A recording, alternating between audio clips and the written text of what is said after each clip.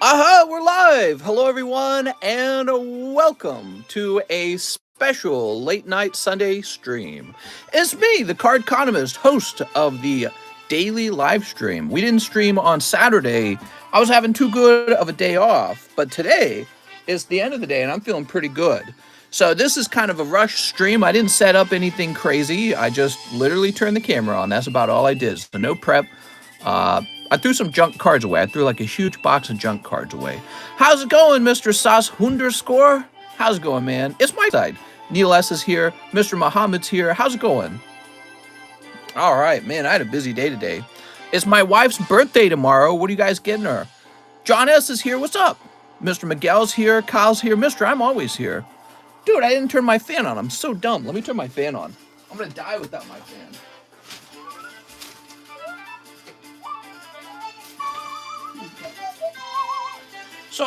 So the fan is on. David says, wee woo. It's been a while. Has it? Landon Aguirre? Lorenzo. What's up, Lorenzo? He says, hello, night stream. We don't normally host night streams anymore. It's daytime streams these days, right? But tonight is special. My wife's in bed, ready for work, and I'm up cheating on her with the Pokemon cards. So, let's go ahead and log in, and we'll see where we left off in the daytime stream. How's it going, everybody? How's it going, Devin? Daniel Yatsko? Josh Lightcap? Alex B? How's it going, everyone? You want to see a lot of Pokemon cards open? You want to talk about everyone's personal relationships? Where's the gossip? I want some gossip. So, we stopped off with cheese last time. Here we are. So the last order was cheese, one Adventure Time. Looks like we got an order from Jordan Estrada. He says, pack break for me. Oh, so let's go through all the list. Let's start there. Some stuff happened to me that real has me just questioning what's next. Oof. I'm sorry, man. What's next in a good way or what's next in a bad way? Did you see Bush admitted that the invasion of Iraq is brutal?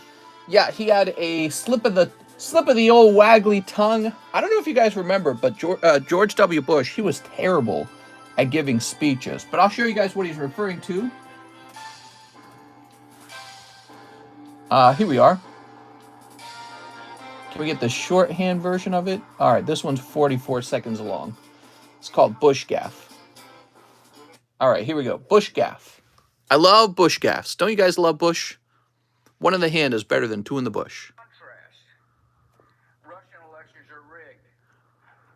Political opponents are imprisoned or otherwise eliminated from participating in the electoral process. The result is an absence of checks and balances in Russia and the decision of one man to launch a wholly unjustified and brutal invasion of Ukraine. Iraq. Anyway. Oh, dear. A little Freudian slip there. He was supposed to say Ukraine, but of course he said Iraq, which is kind of funny because it's fitting, isn't it? The invasion of Iraq was brutal. Let me turn that back down. The invasion of Iraq was brutal. And I don't know, did it accomplish things? I guess it did. We didn't find weapons of mass destruction. We didn't catch Osama bin Laden until Obama was president. So, yeah, it was a weird thing. And, yeah, Iraq, Afghanistan, weird. It's almost like the government had other ulterior motives for all that invading. Anyways, that's fun, little political side point. So let's talk about, speaking of points, look at that Breakpoint. So Breakpoint is the booster box break. You can see it's halfway filled. And we could fill it tonight and trounce all of these guys who might not be here because they are here usually for the daytime stream. So the Breakpoint box break is available. Here is the large sublist, kind of flopping along there. Here's the Charizard large, filled up to spot 16. We have the hobby box, of course, with 4 people in it now. It's filling up slowly. It's expensive. Here's the Misty charity card with $135 left. You could donate $1 to this and get it closer to the end. All right. That's your way of making a donation to the audience.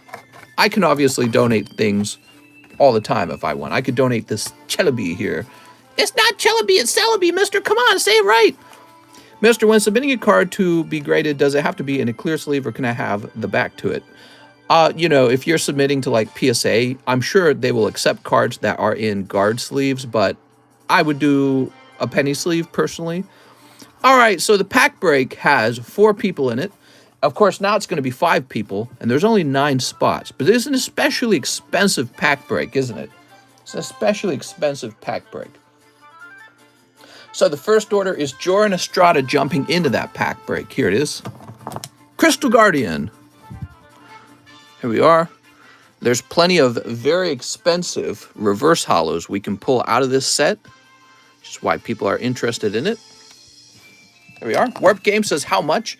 A very pricey $61 per spot. There are 9 spots. You have a 1 in 9 odds of that being the reverse hollow. Of course, you're hoping for something special to come out of there. I would say you have a fair chance of a good reverse hollow coming out. But remember, it also does have to grade 10 for you to get your full value back out. And then 8 people will just pull a common, uncommon, which could be pretty harsh. I can't guarantee you're going to get your money back on that. Trying to sell that back to the market. You might lose money in that one. It's scary. That is a risky pack to get into. Kelsey Powell says, please don't forget about the cancellation on my slab away, Mr. Thanks. Have no fear, Mr. Kelsey Powell. Yeah, I need to do that. I will do that Monday. Sunday is my day off. I'm sorry, I took the weekend off. So Monday, I will make that a priority to get you the cancellation on the slab away, Mr. Kelsey Powell. Sorry about that. Forgot about that, actually. But I would have ran into it because I made that note. And the note is sitting in the express grade pile. I'm not working on any grades because I have Saturday, Sunday off. Okay, Carter Thomas. Ship my bag and slabs. Address is the one starting with 48. Okay, Carter Thomas. Slabs and bag, huh? This is how every stream starts, doesn't it? It starts with the shipping. So, how's it going, everybody? Why do people buy packs out of the booster box when they're 8 to buy off TCG just to be on stream? Yeah, sometimes people will pay a little extra to be in a live stream. That's actually the truth. It's fun being in a live stream. That's really true. It's a social experience. You get to talk with me and I talk with you, and maybe you pull something crazy, you make it into a short.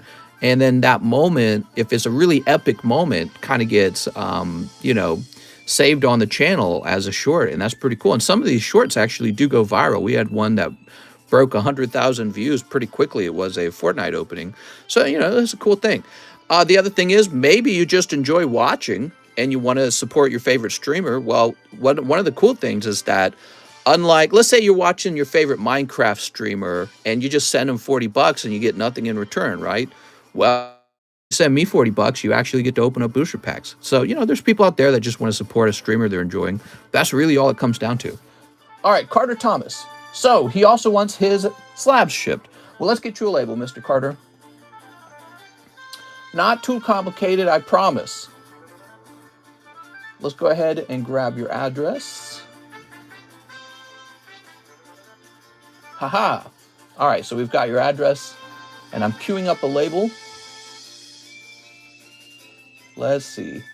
I would say some other cool stuff we got going on. We got like live customs. You can't go to Walmart and buy a live custom booster. Now, I suppose you could go to Walmart and buy like a mystery cube. But those mystery cubes, you have no idea what the odds are in a mystery cube. The nice thing about like the large or the live customs is you kind of do have an idea of your odds, right? I would argue that it's even a little more honest because I bet you those mystery cubes have terrible odds. There we go. Mike Site says, also unsearched product. Yeah, so especially if you're talking like a box break, you can actually see the box get unwrapped here on the video and open up. It's like the very fairest way to make sure that you're getting exactly what you paid for. Whereas if you bought an individual pack online, your odds of being swindled by somebody who understands, like box searching goes way up. In my opinion, anyways. What's up, Matthew? All right. I appreciate it, by the way. I appreciate that people come here and open cards. This is what I do for work, and you guys are just supporting me doing this work. Yeah, you don't have to. Melissa Price, shipping for a large bag and small box, possibly of Pokemon cards. Melissa. All right, we're finally shipping Melissa. That took a while. Let's see. So Melissa's been here for a while, I believe. And I don't know if I moved her to the abandoned bags box already. Let me go looking for it. Yeah, I mean, I appreciate you guys supporting what we do here. And you also give Mr. Mike Side a job too, actually. Mike Side gets to do video editing for a living. I think is a pretty cool job. So, you know, and I'm able to hire him to do that because we have this live shop. And pretty soon you got Pokey John. He's going to do the card encapsulation. Yeah, it's kind of a neat thing. It's kind of a neat thing.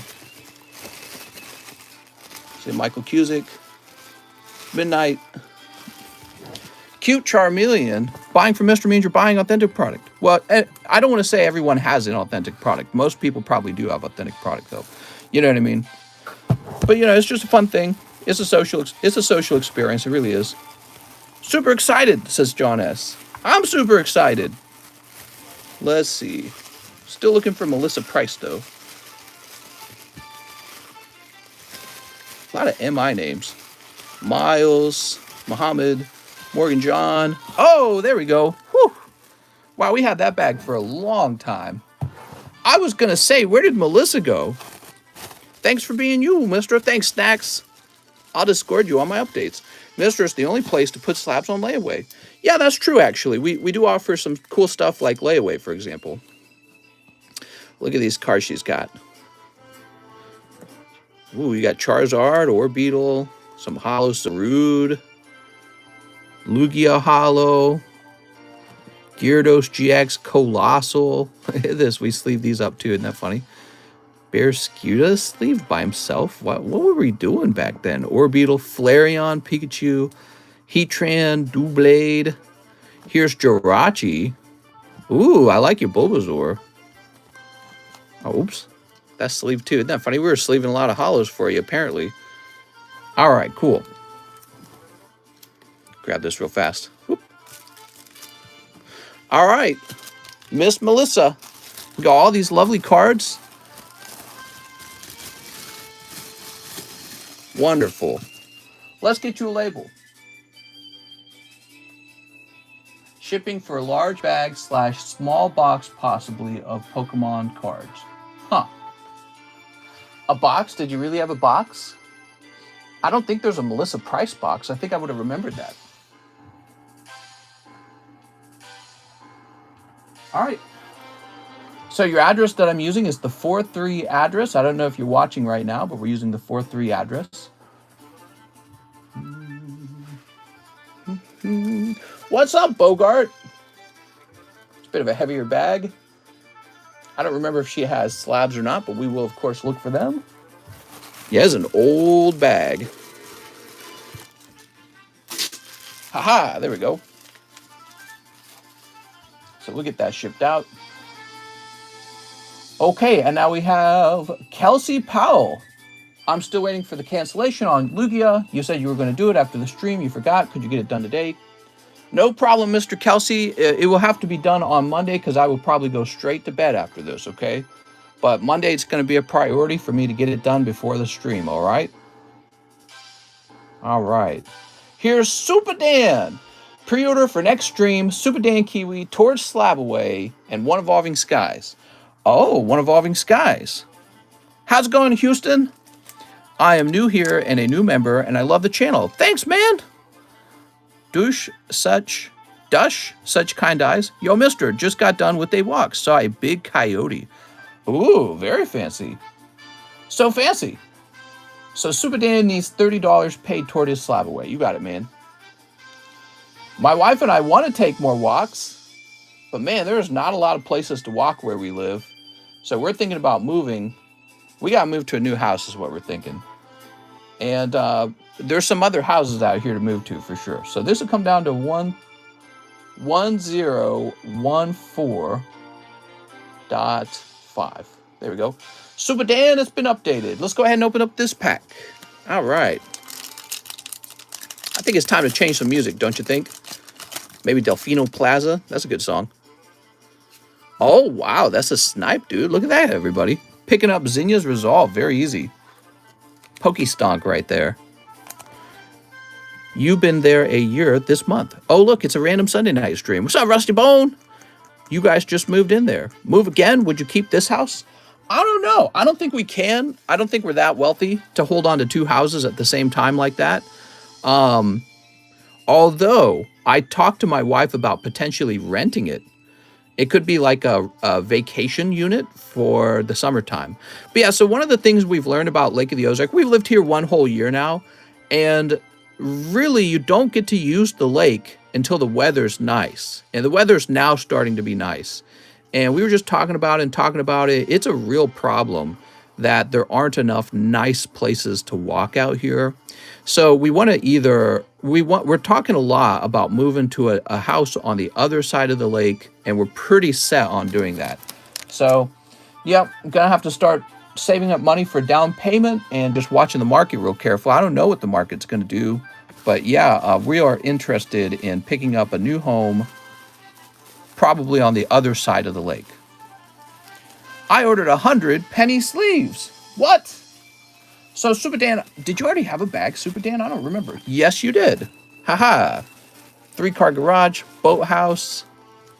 Yeah, the house we live is in a very rural area, and there's just nowhere to walk. This would be a great place to take a week-long vacation or a month-long vacation in the summertime when you want to splash around in the sun and jump off the dock into the very warm water. It's not such a great place to live 100% of the time, especially when you can't play on the lake anymore because the weather's not good enough, it's too cold. So it's very boring out here once the weather gets too cold. We were really talking about that this weekend. And yeah, so that's what we're talking about now. We're saving up money for a move. I'm going to do it again. Are you not close to Ha Ha Tonka? There's tons of trails there. We're not close to Ha Ha Tonka. We're also not close to Osage Beach. We're in an area called Sunrise Beach. It's about a 35-minute drive to Osage Beach. And Ha Ha Tonka is further. I think it's like a 40-minute drive to Ha Ha Tonka. Yeah, it's a very annoying drive, actually. It really detracts from our desire to go walking. All right, let's refresh and see if we got any orders tonight. Got a lot of shipping orders. So how you guys feeling? How's your day going? Let's go ahead and sort these slabs up. Get some slabs to the table. Let's get cool vintage cards to the front. All right, this palette is probably overpriced. I have a feeling. But you know what? I like this Hypno. So Hypno's coming to the front. I ordered, says Kyle. Doing good, man. Is it busy? Mister, I don't think it's going to be busy tonight. I think it's going to be an easy night. It's a surprise stream on a Sunday night. People are going to bed, getting ready for work. I like this one. This is a vintage Mr. Mime. Run a medium on that one. Okay, what do we got here? Well, here's a $40 electrode from Mysterious Mountain. What's up, Joseph Avila? And there's no vintage in this pile, huh? So let's steal a vintage. So now we have the $30 seal.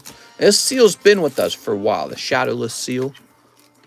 We have the $45 Dark Alakazam Hollow. It's very fancy looking. Oh, this one's got to go to the front. First edition PSA 10 Abra. Very cool. The seal's been with us for a while. I'm going to give you a lower price on the seal if you're interested in it tonight, this Sunday night. And if you aren't, we'll put it into the live customs. Mister, have you done the Charizard large? Not yet. Not yet. All right, so tonight we have Kyle Sexton, 5 Chili Willies. You got it, mister. All right. 1, 2, 3, 4, 5. Sweet. Good luck, Mr. Kyle. Snoop. Snoop. Tell him about the Charizard large, mister, says Santos Ayala. Do you guys know about the Charizard large? Let's see what we got. We've got Ladybug. It's so cute. Here's a Weezing. And Grookey. Here's Brawly. And there you go. Rugged Helmet on pack number 5. All right. How beautiful. It's a perfect Viking helmet. Toss this over here. And Kyle Sexton. There's your bag. says Derek LED. Very spiky helmet. Yeah, what the heck? Better get that thing clean, man. What's up, Essie? Hello, mister. Any new fishermen near your dock? Oh, yeah, it's like twice as many fishermen because it's summertime now. They're all over the place. There's like a bazillion boats going by, although not Saturday because it rained all Saturday. It's a little bit cold today, so not as many as you would expect. But yeah, it was pretty busy. Okay, that was for Kyle Sexton. Now we have Christian Green. Let's do one Crystal Guardian spot. Ooh, good luck. Spooky. Spooky. Maybe you'll get this done tonight, actually, if that's the case.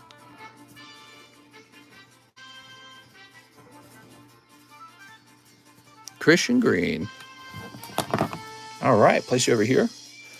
No, go to sleep, mister. It's past your bedtime.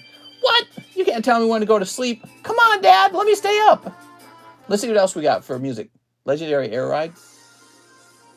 Some Mario music. We listen to Mario all the time. Oh, I do want to listen to this, though. It's a nice sounding song.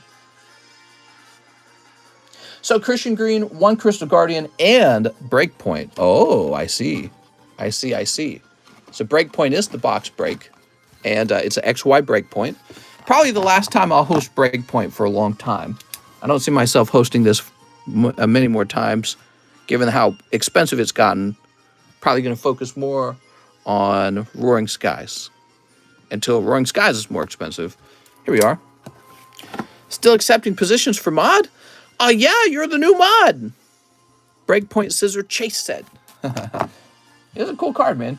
We have Daniel Yatsko. What's up, Daniel? Hello, I need one pack of VMAX Climax. All right, let's do it. And it should be put in my one and only bag. All right. Daniel, I'm the new mod, says Dark Knight. Yeah, that's right. All right, here we go. Snorlax. You got one Snorlax. And you got your beautiful Zeraora. Yay! Oh, look at my nails, man. I'm getting some nails. I'm going to clip them. Why do ones not even members try to ask for mod? Makes zero sense. Yeah, what the heck, guys? You're not even a member. So Daniel Yasco. Let's see what you got, Daniel. Got Daniel Gomez, Daniel Kells, Daniel Melzer. Not in here. Makes no sense at all. Here's Darren Thompson, David Fillardo, Danny Vachito. Oh, here we go, Daniel Yatsko. You got a thin little bag, dude. Now it's not so thin. Now it's got a little chunkiness to it, slightly. Oh, what a wonderful chunkiness. Who doesn't like a little bit of chunkiness? I'm not even paying to watch myself. Ah, darn it. Next up, we have PB. $10 to my slab away, one Pokebruh, one Evolving Skies, one Space Juggler. All right, how's it going, PB? PB, I'm going to start with the Pokebruh because it's so easy. You ready for the Pokebruh? Oh, so your Pokebruh is going to be Bulbasaur, Lugia, Steelix, and Orbeetle. That's a little bit of a cold Pokebruh, but it's not too bad. I think Lugia Bulbasaur is kind of nice, actually. And you want an Evolving Skies and a Space Juggler, so we're going to get those. All right, let's get a big hit out of these. Cold tea. Ugh. Actually, I got some water today with a slice of lemon in it. I used to be a degenerate and mod for a girl who all the boys simped after. 2K views, Banhammer was hot all the time. Oof! I don't understand that. Simping for a girl online, you know she's never going to be your girlfriend. I don't know how it works. I just couldn't do it, man. Couldn't do it. I'd rather simp for a dude who at least shared my views or interests. I'd be like, what up, dude? So PB. Let's see. PB. Paul, Peter, Patrick. I ain't falling for the thirst traps is what I'm trying to say. Ooh, look at that. Mr. PB does have a bag. Let's go ahead and pop these in here. And let's go ahead and apply that money to your slab away. I find it amusing asking for mod. Ask as a joke. Don't watch 3 to 4 people ask thereafter. It's like a troll. So, PB, slab away time. You're going to be right here. And you're going to have $195 left on that Persian. Ruben Aguilar, Charmeleon slab. Oh, I've got one of those. Aha, that's a good slab, man. Looks very fancy. You know, I wouldn't be surprised if you regraded this with like CGC, if it would do well with the CGC. It's a nice looking slab. Sarah, you're never getting mod. Yeah, what the heck, Sarah?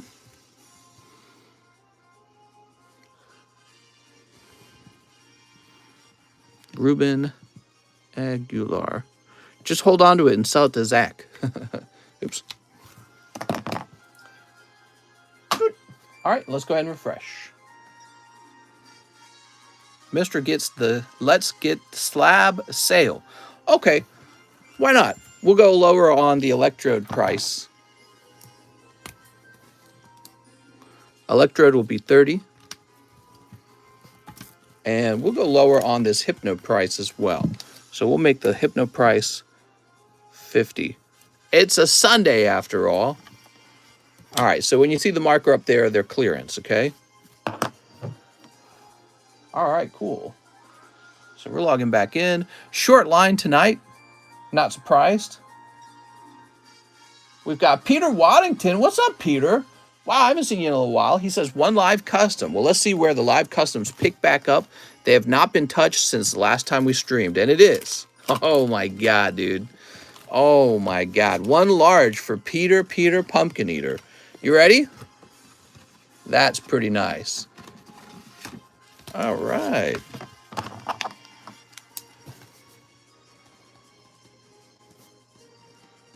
Welcome back.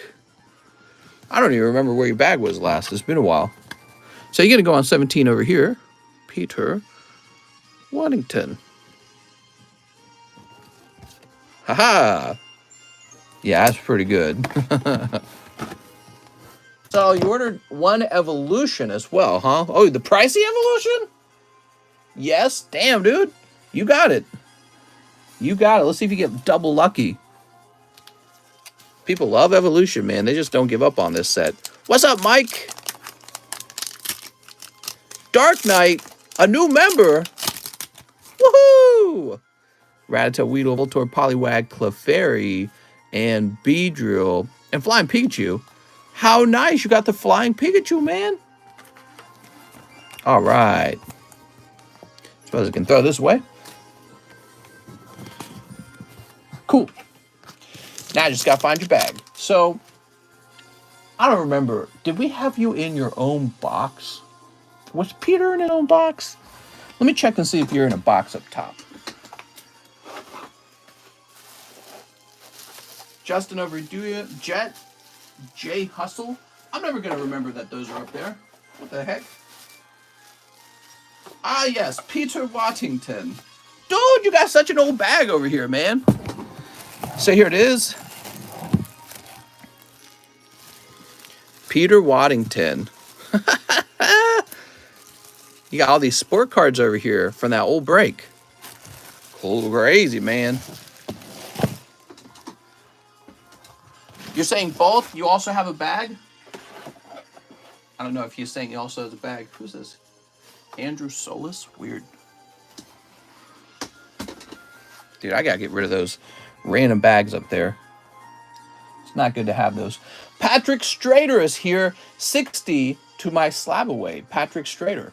Okay, Patrick, let's start there. So Patrick Strader, how's it going, man? You have a Scyther, and we need to remove 60 from it, right? So you're going to be left with 150 on that slab. 10 Space Jugglers. Oh, my. Oh, dear, oh, me. 1, 2, 3, 4, 5, 6, 7, 8, 9, 10. You bought the seal? Okay. 10 Time Gazers. Oh, my, mister. Oh, dearie, dear. Give me a minute.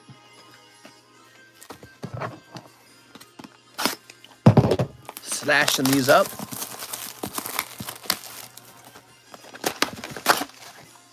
Slab. Pay your slabs or Mr. will repossess. 1, 2, 3, 4, 5, 6, 7, 8, 9, 10. Is that right? that's right. 1, 2, 3, 4, 5, 6, 7, 8, 9, 10. I was choosing between Chili and Time Gazer, so let's see what my other option would have been. Mr. Scary, that's right. Woo! 2 Pokey Bros. All right, 2 Pokey Bros for Mr. Patrick Strader. You ready? Mr. Patrick, good luck with your Pokey Bros. Pack number 1 is a beautiful shiny Suicune. And pack number 2, it was a fat pack. You've got Chansey, Magmar, Ghastly, Caterpie, Metal Energy, Revive, and Stormy Break. So it's an interesting pack because 1, 2, 3, 4, 5, 6. You'd have to open up 6 packs of evolutions to get all these. Maybe one of them will grade well. I mean, the Chansey's actually already looking kind of nice. That's an interesting round. Put this over here. 3 live boosties. Uh-oh. Gonna get wrecked on the live boosties, I feel, because Peter Waddington just pulled a hit. That's the Dang It card. All right, Dang It card's coming out.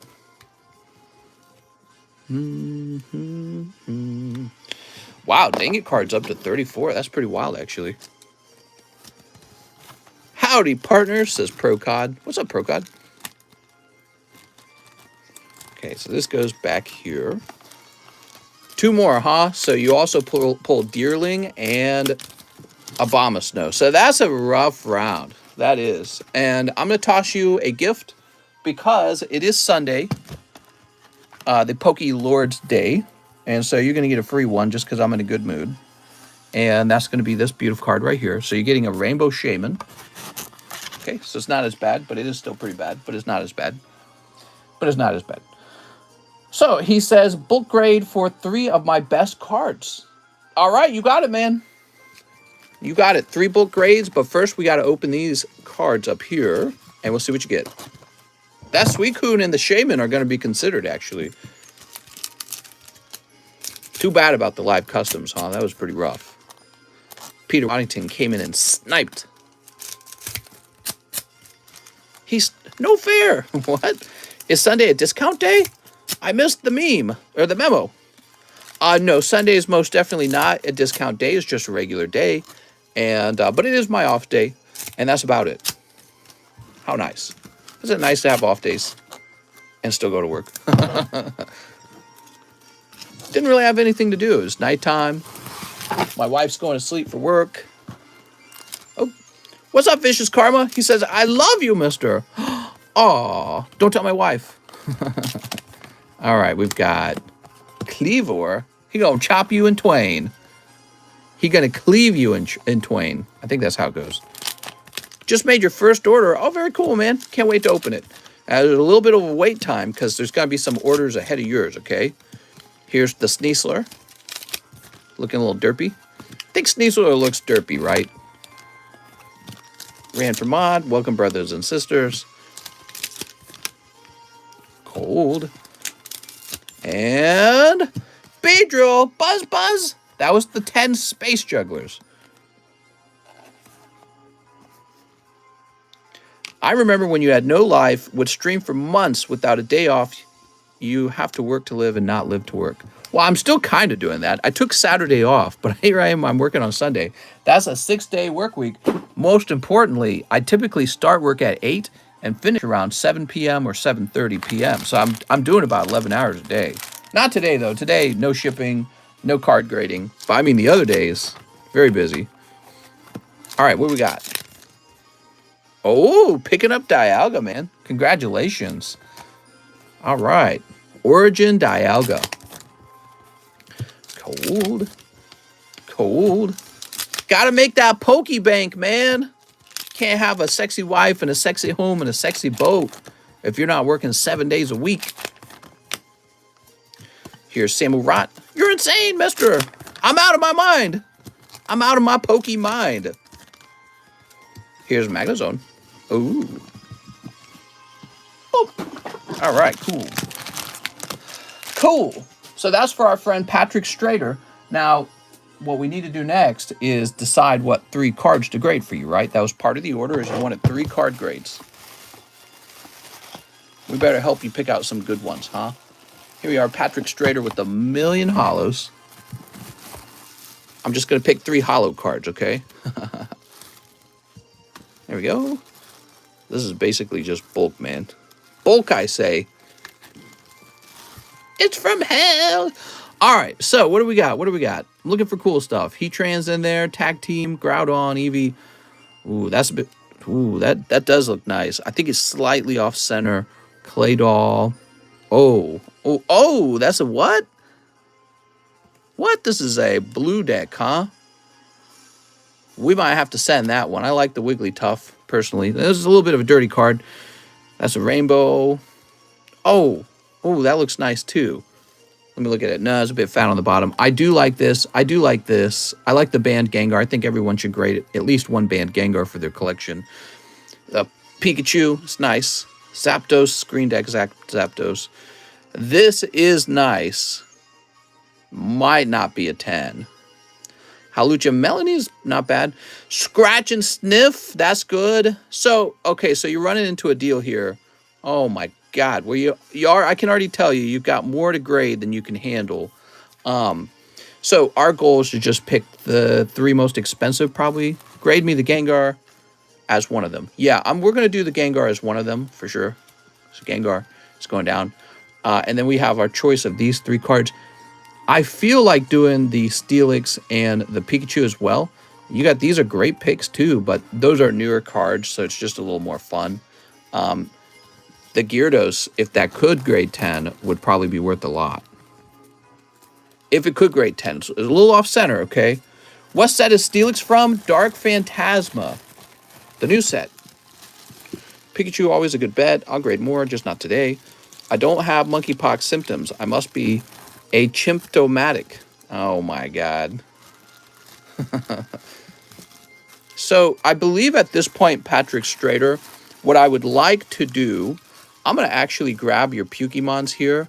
And this is all going to go in a separate bag.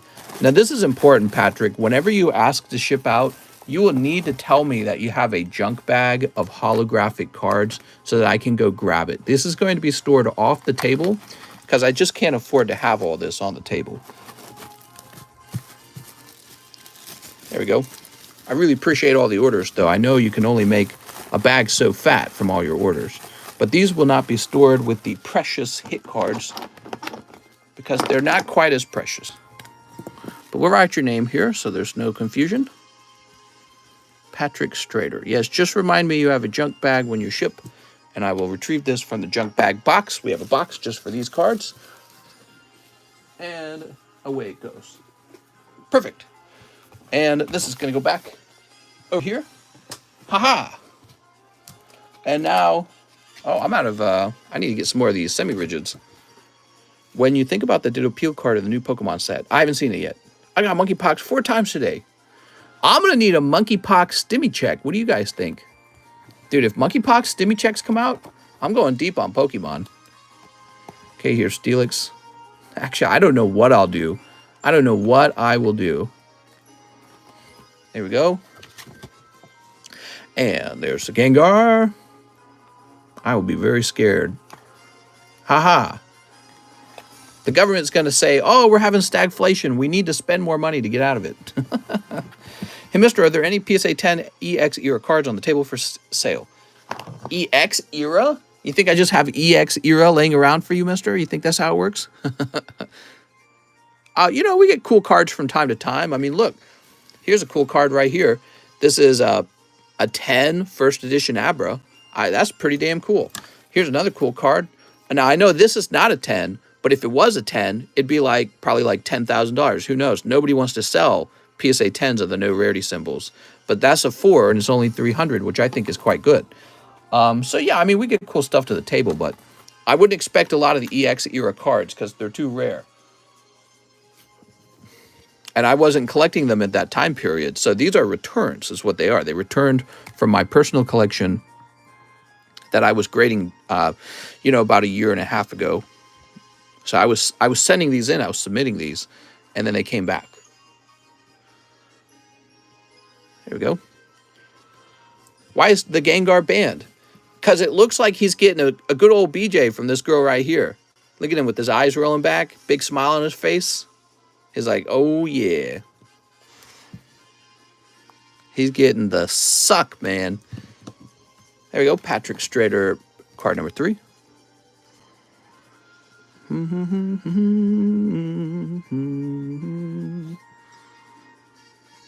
There we go. Imagine hiding your hands because they have herpes. She's blowing into the fire, but mega suck. That's right. But mega suck. That's in the bulk grade box. Good luck. Christine Andrews says, hello, mister. I have a bag. Can I get 3 dark phantasmas? How's it going, Christine? Weeping Bell uses suck. 1 Merlin Series 1. You got it. So we still have our Merlin Series card collection.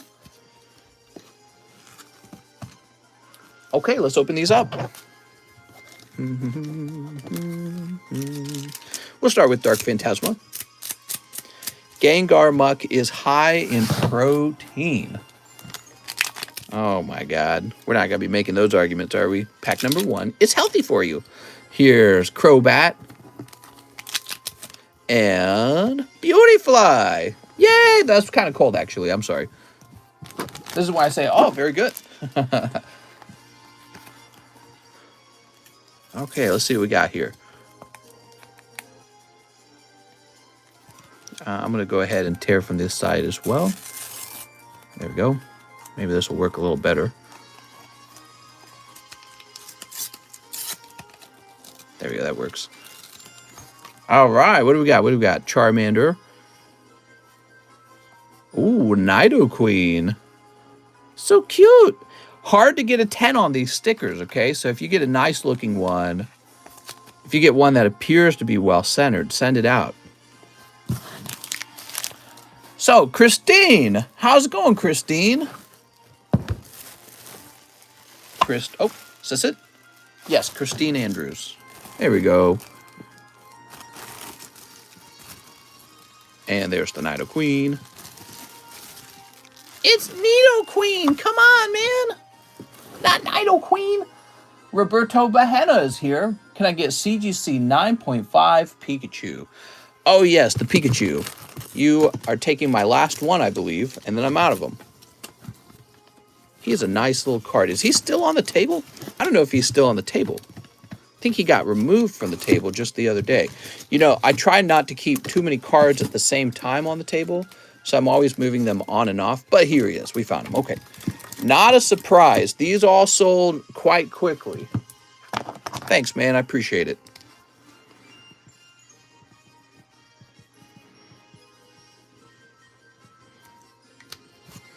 Mister, I got that electrode. Thank you. Joseph Posey. It's been a while. Give me 8 of the dank phantasmas. How's it going, Joseph Posey? It's Joseph Posey, everybody. Pikachu sold out. Yeah, pretty much. So, where are my dark phantasmas? They are hiding in the box behind me. Here we are. Let's get some dark phantasmas going. How was your weekend, everybody? What'd you guys do for the weekend? 1, 2, 3, 4, 5, 6. No, Pika! My wife and I mostly played Minecraft together. Did you know that? We're playing some Minecraft, and we got 3 TVs set up. So we play each on our own TV, and we have a third TV where we play TV shows while we're playing Minecraft. I'm moving, had to pack, got a new hog. I played a bunch of Divinity Original Sin. First time watching an opening of the set. I worked all weekend, supposed to have today off, but got called into work. I'm getting trained as a process guide at work. My RCS collection box, I'd work, watch Jungle Box Break. So, here we go, Joseph. He says he's got a bag. Ooh. Oh my. I laid around and played Minecraft. Get out of my room, I'm playing Minecraft. And we bought Pizza Hut because my wife's birthday is tomorrow. And so I have to buy her a birthday present. Let's see what we got here. We're going to celebrate her birthday next week, but we got started early today. We were eating Pizza Hut. It was pretty nice. Mister can play Minecraft and watch Cornhub videos. Yeah, we could watch 3 Cornhub videos at the same time. Pretty crazy, right? Give her a Zard slab. All right, I'm buying her a Charizard. It's definitely for her and not for me. Buy her Pokemon. Here, honey, I thought you'd want these collectible Pokemon cards for your birthday. Here's Electrode. Mister, give her Charizard. Easy. There we go. That's Electrode. We have Spiritomb. That's nice. Sounds like life is much happier being on day shifts. It's about the same. Oh, look at this. Congratulations, Joseph Posey, picking up a rainbow rare of the Mysterious Girls, the Mischief Girls.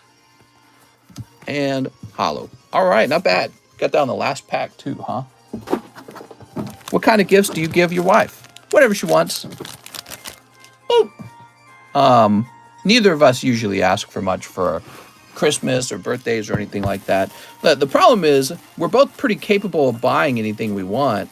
So usually if there's something we want, we just go out and get it. We don't like wait. You know what I mean? Oh, can't wait for my birthday to come around.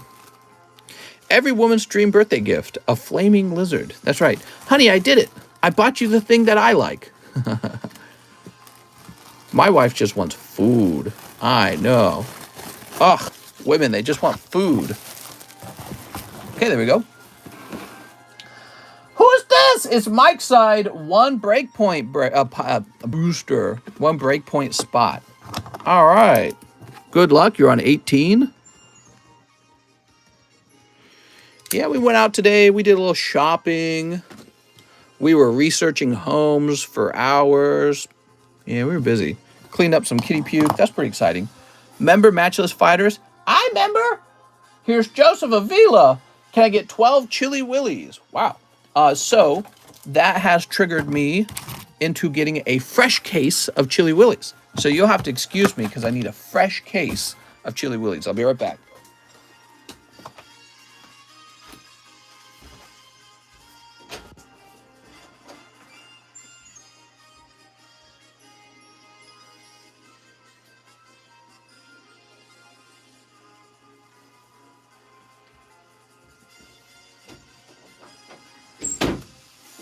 All right.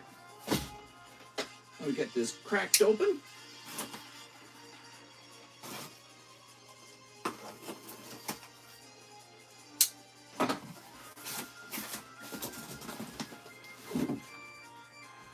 We got tons of Chili Willy. Lovely amounts of Chili Willy. So I'm back. Let me stack these up. Just gotta stack these up nice and clean so nothing falls over. Stacking them on the shelf next to me. You want some crispy Korean now? What? Hey, that's racist! Chilling Rain is the best. Good choice, says Corn Rules. It's got that Galarian Moltres in it. Mmm, crispy Korean. They got that creamy center. Have you ever eaten Krispy Kreme? Has it ever been crispy? It's never been crispy, right? Their name is a lie. Krispy Kreme is a lie. 1, 2, 3, 4, 5, 6. Oh, wait. That was all we needed. She said crispy Korean. She's a monster. She's out there eating crispy Koreans. Sarah says, I am Korean. All right, how about these delicious crispy evolving skies? 1, 2, 3, 4, 5, 6, 7, 8, 9, 10, 11, 12. Beautiful, beautiful. Maybe we pull that Umbreon or the Rayquaza. $95 to pay off my slab. Thanks, mister. I have 2 bags. Donate hollows. Joseph Avila. So, Joseph, let's go find your slab next. This always takes a while. It's because we have too many slabs. So it says here you've got Snorlax for $270. That is paid. I'm going to go look. Hopefully I can find it and not go crazy.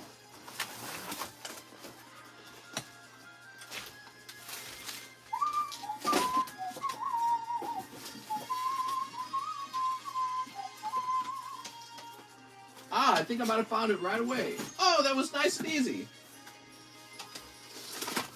All right, very good. I like that. I like those. Wow, this got a nice little grade, didn't it? Mister, can I ask for some Adive? I'm sorry, mister, I'm not selling any Adive today. Yeah, go ahead. What's your question? All right. Cool, man.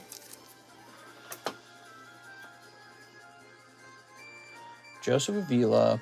Let's get these open. He says, donate hollows. Yes. We'll start with the Chili Willies.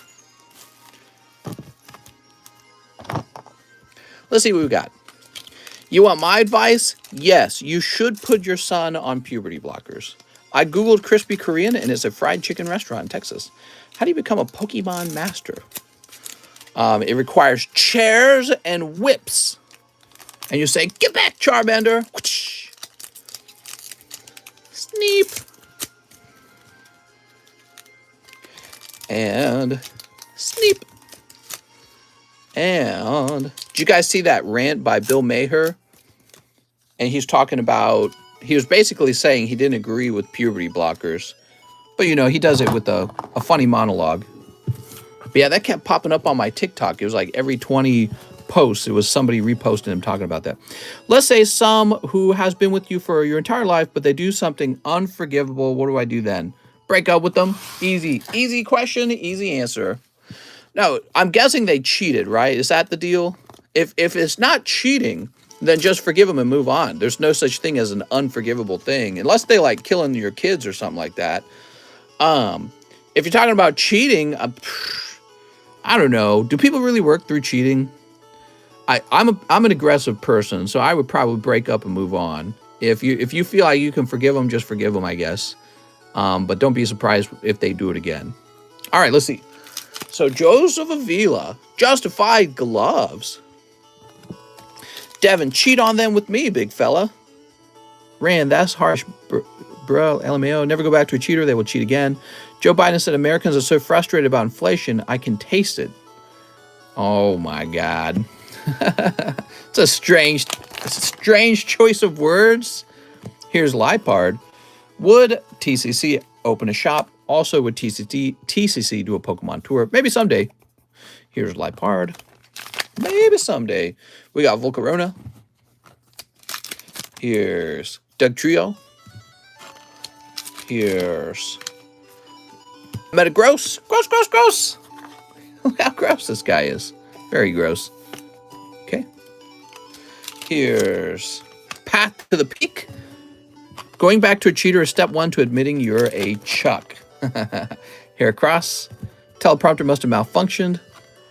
Also, if you take them back, all you're ever going to be thinking, when are they going to cheat again? That's no way to live. Yeah, unfortunately, cheating is a pretty fast way to demoralize your relationship. I think it is possible for people to stay together after cheating, but you know, they're going to have to like earn your trust back and legitimately not do it again. But I don't know. I feel like once you cross that line, when you're like, yeah, I'll cheat on my spouse, or girlfriend or boyfriend, I feel like you're already past a certain point, you know, like you don't respect each other, or she doesn't respect you, or maybe she just has poor self-control. I'm not sure. You know what I mean? It's hard to say. So it's a very big red flag. I'm sure there are stories where she cheated and then you stayed together and it worked out in the long run. You know what I mean? So I'm sure there's stories like that. I'd probably say the same thing to women. If your guy cheats on you, he's probably going to do it again, even if he's real sorry about it this time.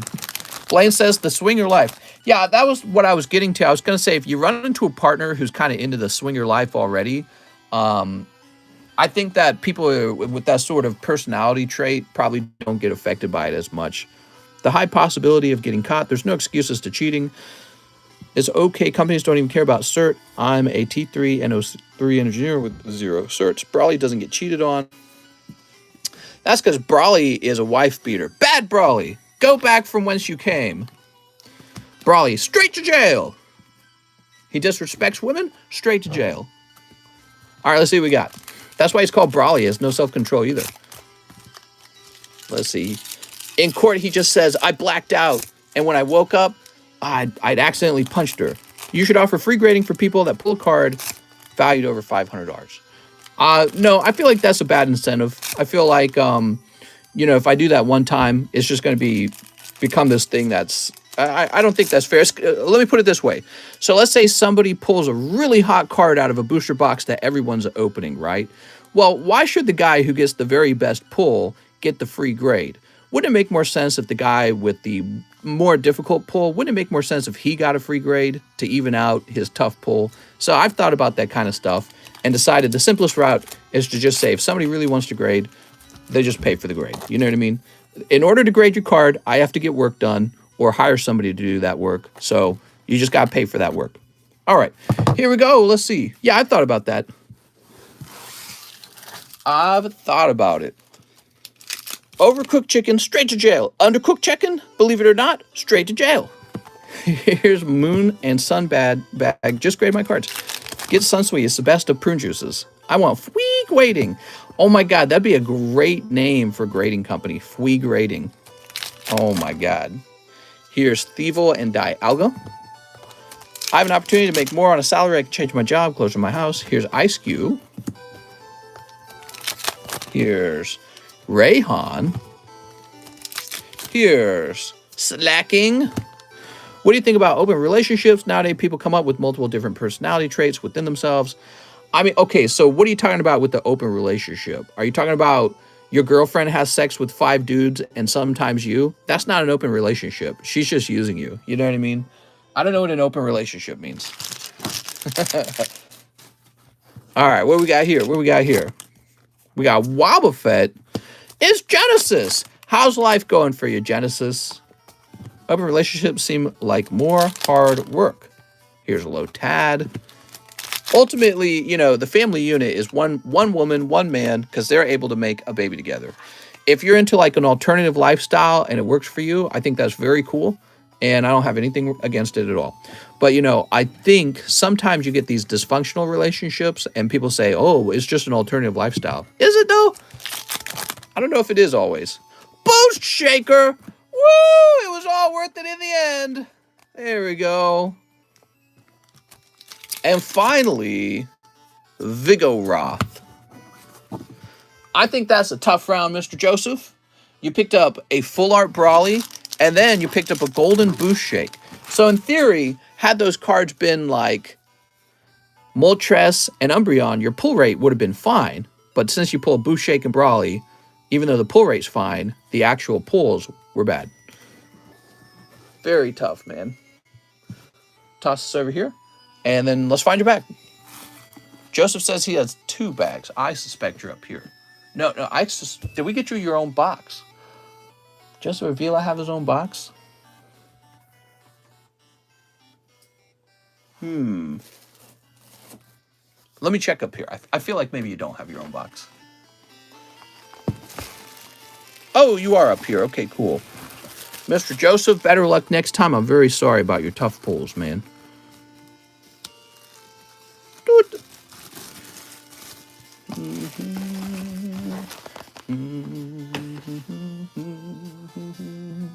Now we have Alexander McKay.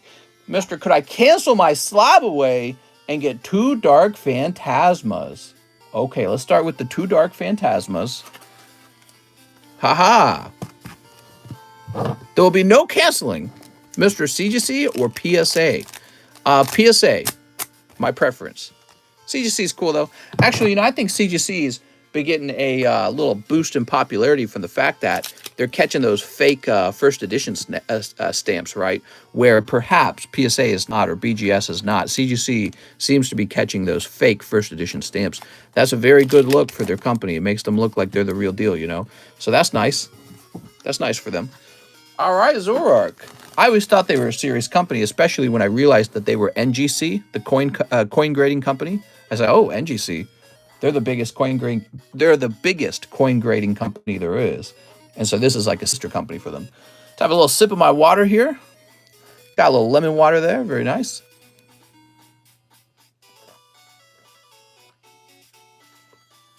Oh my God, that's refreshing. So, I have a very small bag, says Alexander McKay. Let's go find it. Alexander McKay, we've been having trouble with the, here we are, found you. That's why I thought you were in the upper box rather than the lower box. That's what I thought.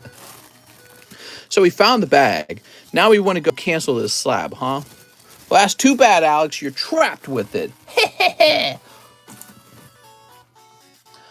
Let's find out what he had. So he's going to be up here.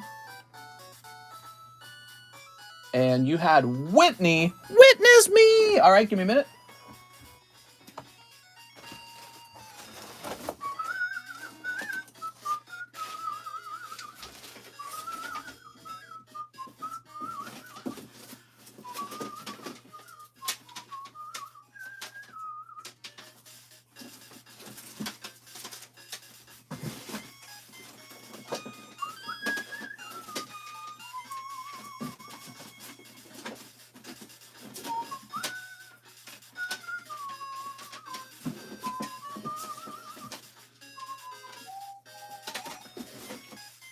Oh, man.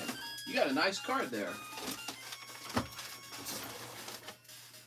So he is talking about this Whitney. That's a pristine Whitney. Got to speak to the head CGC grader at a convention. He complimented my VMAX Climax card. My Galler friends got a perfect 10. Oh, very nice, man. All right, there we go. I have a Blastoise. I need a Venusaur. So. It looks like you've paid $350. I'm sorry. The original price is $350, and you've paid about $50 of that. So you have a $30 refund coming your way. Let me find your name. Simple enough. We're going to get you $30 back.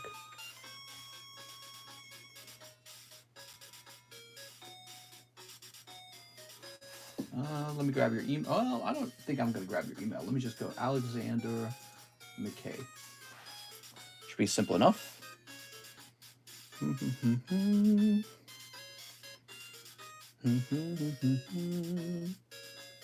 I can find one of your transactions, that would be nice. Here we go. Alexander McKay, $30. So I'm going to go ahead and refund this, and that's going to be the remainder of your order. Well, cancellation takes a while.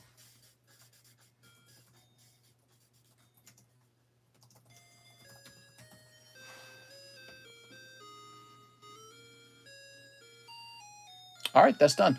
So Whitney is back on the market. Sweet. And let's go ahead and refresh.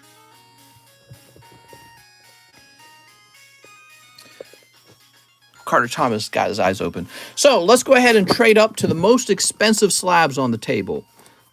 That would be this beautiful Celebi. Here's Suicune and Porygon. I feel like we show the Suicune off a lot. Let's show off the Porygon. Evolution's 10 Porygon. Okay, the perfect Dragapult. Scary to collect those perfect cards. Hard to collect the perfect cards. First edition Shadowless Hitmonchan 6. All right, beautiful. Beautiful. So those are the most expensive. All right, and looks like we do have some new orders. Let's see what's going on. Just sent in a payment to put the Whitney back in a subway. Sounds good. I had a feeling about that. I had a feeling that might happen. So Christian Green says, I'll put the Whitney back in a slab away. Hey, that was pretty fast, huh? Now, wait a second. Oh, that was the refund to Alexander right after it, too. Well, I tell you what, Christian Green, let me do that for you since we're already at it. Why not?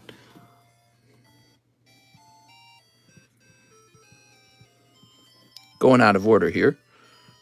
So we're letting you go first. So now it says Christian Green on the back. And we're going to jump over to Slabaways.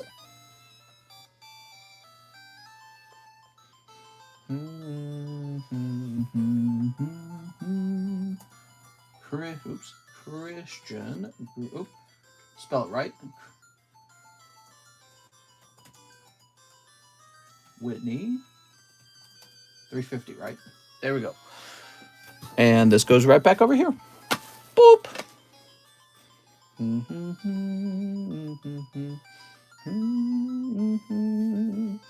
Now, after we have refreshed, we are going over to Alexander McKay. And now we have Kevin O'Neill. One Pokey Bruh. All right, one Poke Bruh. You ready? Here goes. Kevin. Oh, lovely, Kevin. Picking up Rainbow Typhlosion. It's a decent pull. Yeah, it's a decent one. Looking for a hit, though. We're looking for like Pikachu VMAX or one of the Rayquazas. Those are the big hits. All right. Kevin O'Neill. Here's your bag. What's up, Tammy? Tammy Ba. Is it Tammy Ba or Tammy Bo? Looking for that Pikachu VMAX in there. He's one of the big hits. Anthony Roberts. I'll take the Seal Slab. You got it, man. Is it like Baba Black Sheep, Have You Any Wool? Or is it like... Or is it something else?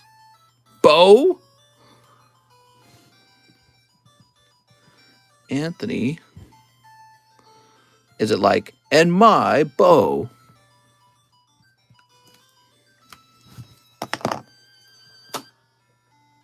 Now we have Mark Martinez with a huge order. And he says he would like to finish his slab away for Rocket's Mewtwo. Oh, very cool, man. Mark Martinez, Rocket's Mewtwo. That's an expensive one. So let's see. Here it is. Mark Martinez, Mewtwo.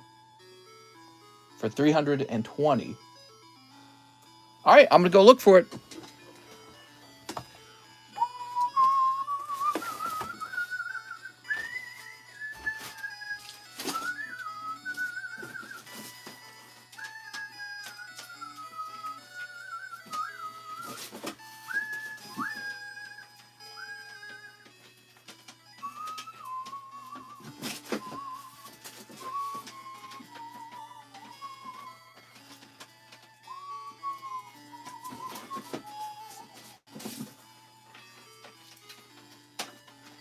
Mr. Mark. Here it is. Yay! Ouch. Just stubbed my toe. You did this to me! What a nice looking card, man. Wow. Why did I even sell it? It doesn't even add up. Should have just kept it. Beautiful. Sometimes it doesn't make sense when I sell a card. I look at it and I go, why didn't you just keep that? That's a good card. So let's get you that Dark Phantasmas. Oh, I think sometimes I feel obligated to like give up some really, really good cards that I actually would just rather hold. Sell me your rocket slabs, mister. I'll sell them to you. I'm sorry. Here we go. Toss that. Do do do do do do do do do.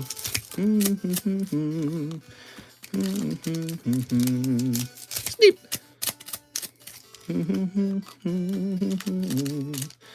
Do do do. Oh. Next line. Sneep. All right, that's 20 packs from Mark Martinez. Are you ready to pull BJ Gengar? I almost said gang job or something. That doesn't sound right. Mr. Sell Me Your Soul. Oh, right off the bat. There's your rainbow right off the bat, man. Gudra. Look at that. That was easy. Good box then. Hopefully another hit in here. Okay, you got the Gardevoir. Wow, look at that. Side by side. That would have been a big snipe for somebody if this had just been an open box that people were picking out of. Here is Spitty Tomb. Selling some of the nice slabs allow you to things like that Charizard Gold Star. That's true. That's true. You know what? I need another Charizard Gold Star. Can't believe I stopped at one. Should have like 3 of them by now. I'm basically pokey poor. My God. Okay, you got Magnezone. Pokey poor, I tell yous. Zorua. Here's Machamp. He's such a champ. Here's Zoroark. Look at that Zoroark. That's his real name. That's how it's pronounced. We've got Arcanine. Ruff. Think he's about to abuse the main character. Those first 4 packs were bussin'. Here's Reverse Hollow Pikachu. Pikachu. Oh, Pikachu. You grow up too fast. I only watch movies that contain nudity. There you go. Not messing around, I see. Mister, you're a madman. Speaking of madman, let me turn my fan up. Dude, it's hot in here. It's that summertime heat. Okay, yeah. All right, fan's going up. Sweet. Start selling Pokemon insurance because floods and fire happen to be amazing. How many people with massive collections don't have any kind of insurance whatsoever? You know, eBay's opening that Pokevault. I'm probably going to use that Pokevault myself. Look at that Electrode. Rah, he's so tough. Man, he's a little toughy. All right. Little toughy. Okay, we got a little Beautyfly.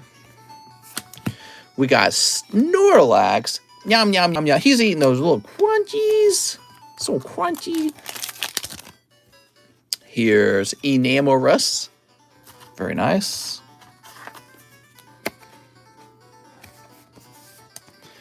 My Weedle used String Shot today, and it was tough to clean. What? Arcanine. Still going for Mr. Mark Martinez. He had a big order. This is Zorvork. He about to get you. Got his hands open and everything. About to grab you. Okay, 2 cold ones. Zoop. Very nice, Mark. Where am I going to get your bag, Mark? Let's see. Mark's bag. He didn't say he has a bag, but I expect he would be over here. I made a pre-order on the 20th. I thought I made it after you had streamed that day, but were you able to get to it? I was. We got it done, I promise. So let's see. Matthew. Looking for Mark Martinez.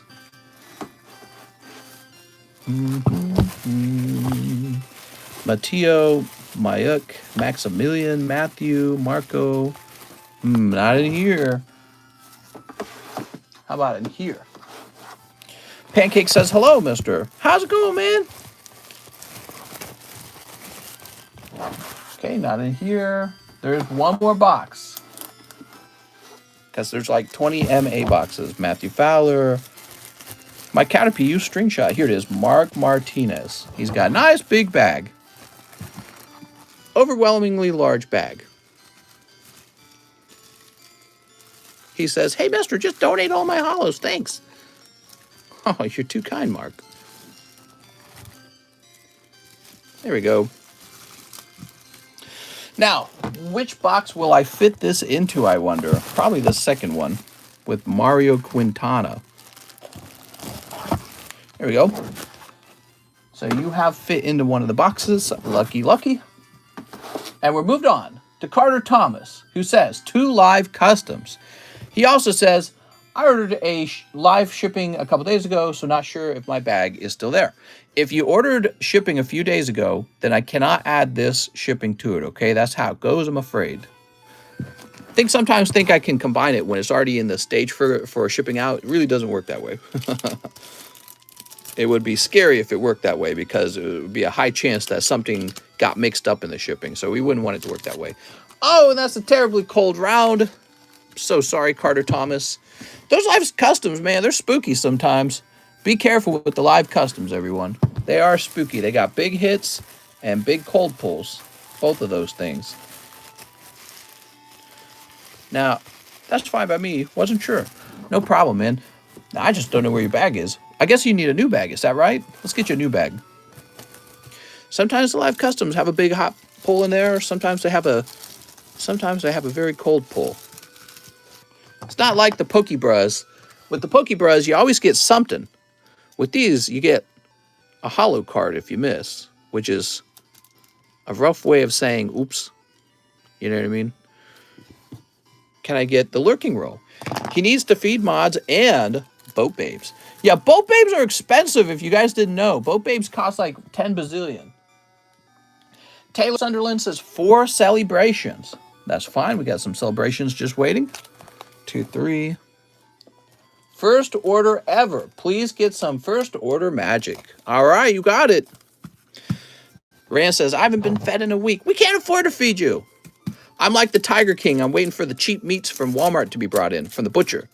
I'm not feeding you premium beef. I'm feeding you the leftovers.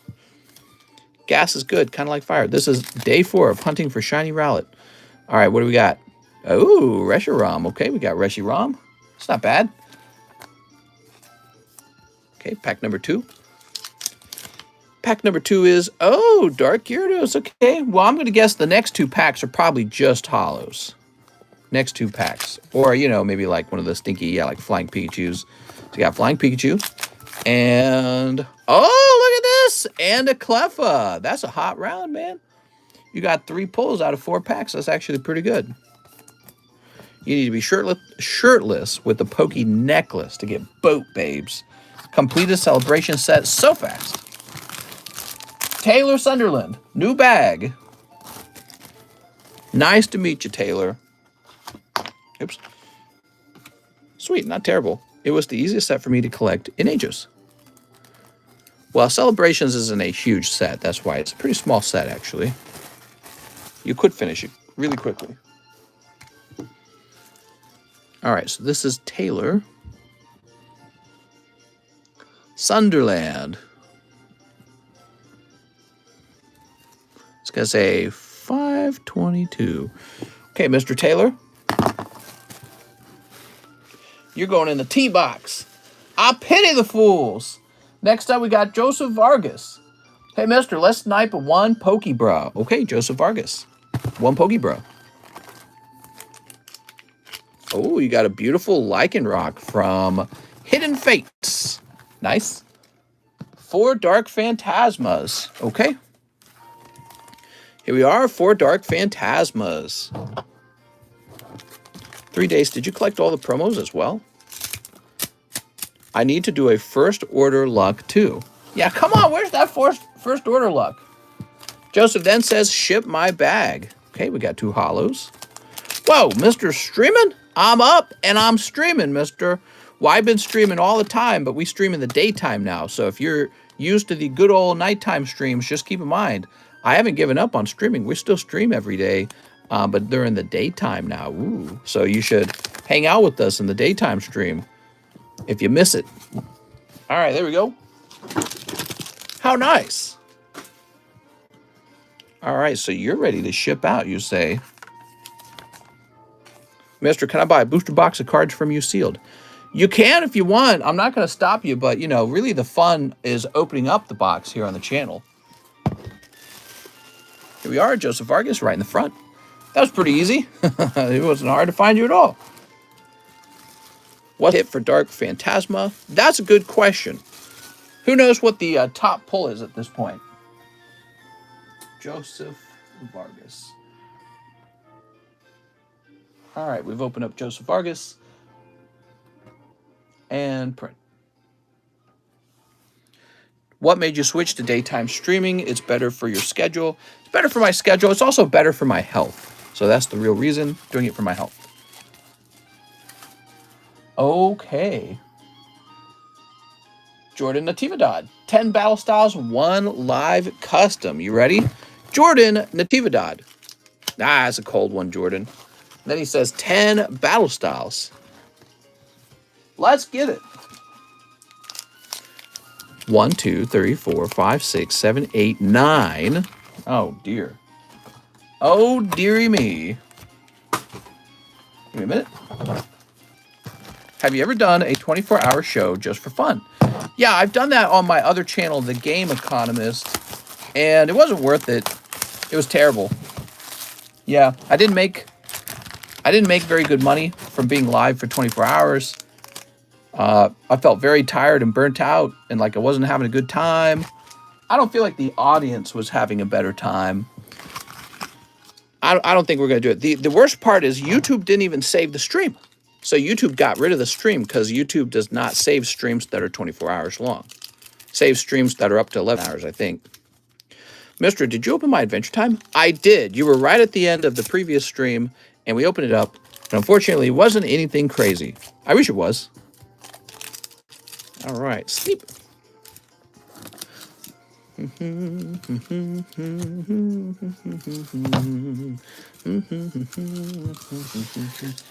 Toss. Okay, time to pull Jordan. Golden Houndoom. Here's Tyranitar. Ooh, He says, no, I ordered another. Oh, you ordered another one? We'll have to go find it. When did you order it? Here's Experience Share. Here's Doublade Steelix. Here's Spiro. Oh, you got Single Strike Mustard. Wah-bah! The Red-Headed Full Art. Really? And then Golden Zorark. And also that gold blue thing.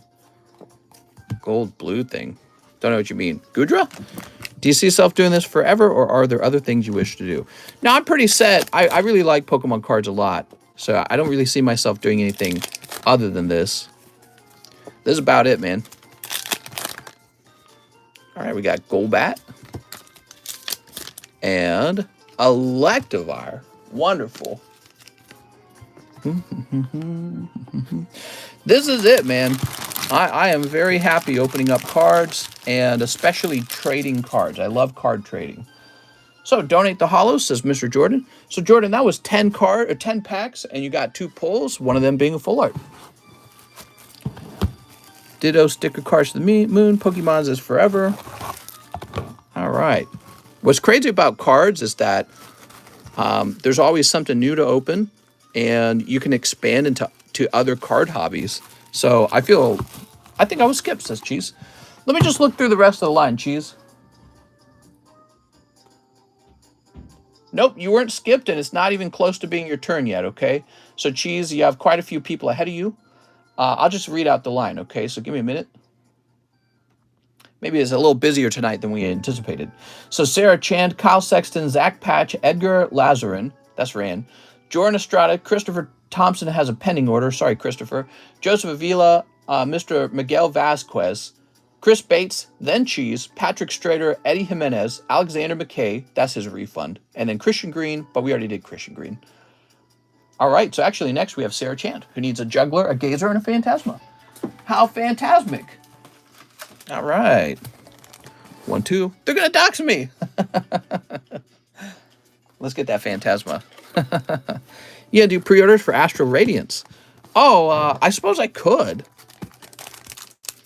Probably not. I'm not a huge fan of pre-orders, to tell you the truth.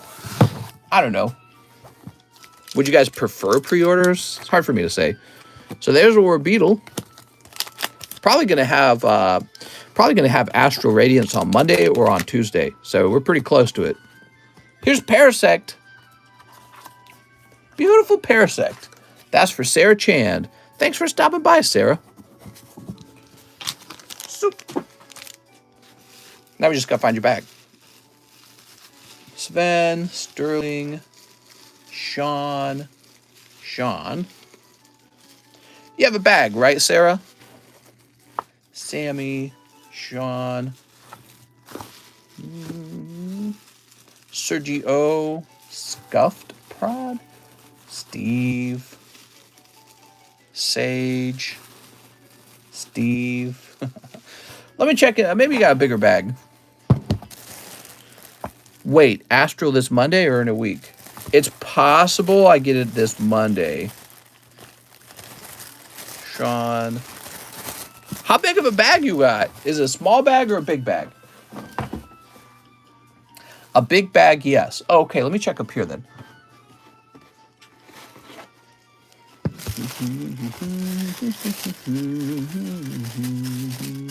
Nope, not up here. Still looking then, huh? So maybe you're in the back of one of here. That's really early. Let's go. Well, now, hold on. I'm not saying that it'll definitely be here, though, okay? So just want to confirm that. I'm not guaranteeing it'll definitely be here. Just looking around.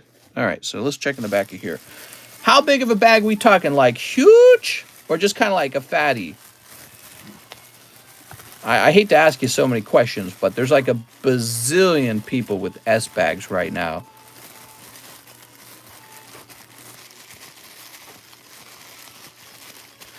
Sean. Sarah Chand, huh?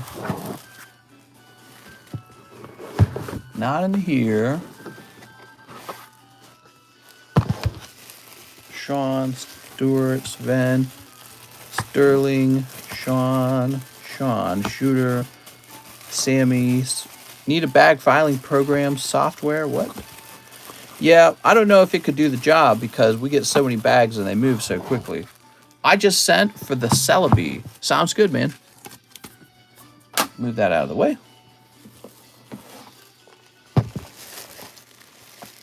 My big Merlin order is coming soon. Super Dan, Sunfan, Sandra, Steven, Sean, Samson, Stephen Young, Seth Billingsley. Making me wonder if maybe you're not in the box. Maybe you're on the table itself. Oh, look at this. Antonio Martinez and Diego. Who remembers that? So I am now looking on the table itself for your bag, which we do when we can no longer fit you into a regular place. Emiliano. Here's Inpeng Sengvale. Ah, you had a very, very large bag, and so we couldn't fit you in the S boxes anymore, so you were on the table. Now, the real problem is that the S boxes are all overfilled, even though we have like 5 boxes for them. There we go. All right, very cool. We figured that out. Just took us a little while. So, and that's where we'll probably return you. Try not to hide these younger bags. There we go. Sarah Chan. All right, we're ready to move on. Here, let's do a new shuffle on this slab, shall we? So how about cheapest card to the front for fun? So in this pile, the cheapest card is this cheap Glaceon. It's not really cheap. That is a promo Glaceon from Sun and Moon. Could actually be low pop, I'm not sure. Cheapest card in here is either this holographic Dark Hypno 7 or this Vaporeon 7. I think the Vaporeon makes way more sense. People love Vaporeon. In this pile, we actually have a cheap 10. This is Rillaboom Shiny Star 10 for 35. I can't go much lower on him. That's about as low as you can go. Doesn't really make sense after that.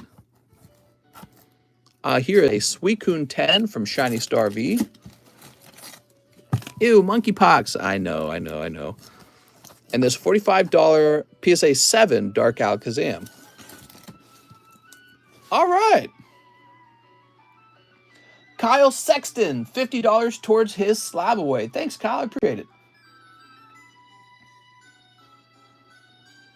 Let's see. That's going to drop down to $225. All right, that's been updated.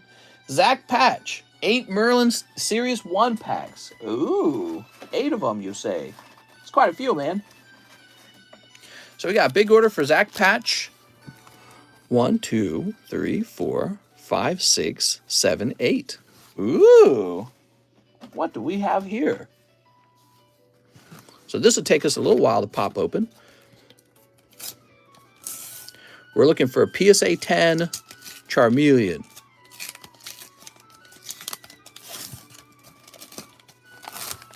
I need my own Charmeleon.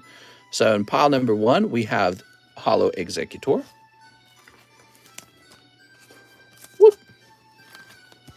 In pile number 2, we have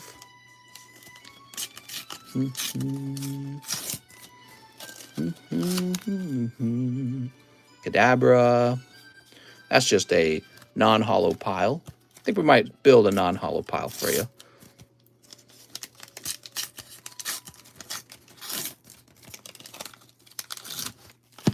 Okay, here's Poliwhirl. Lovely Poliwhirl. He's so lovely. Hopefully I get the Glaceon I just sent. Remove the Glaceon. Mister, need to rename your company to Big Diglett Grading. Unfortunately, Nintendo owns the right to the word Diglett, so that would be a bad legal move. It's a funny name, though. Okay.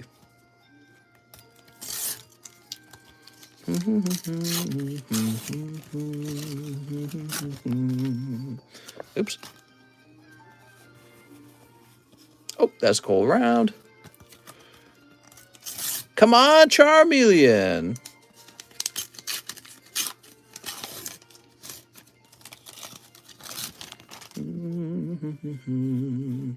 Oh, you got a Blastoise. Blastoise is good, man. How's he looking? How's his centering looking?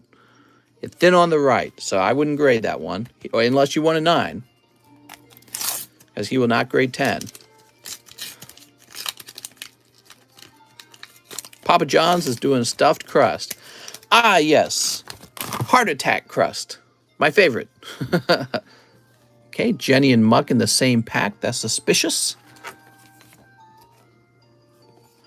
Very suspicious. 2 more packs to go.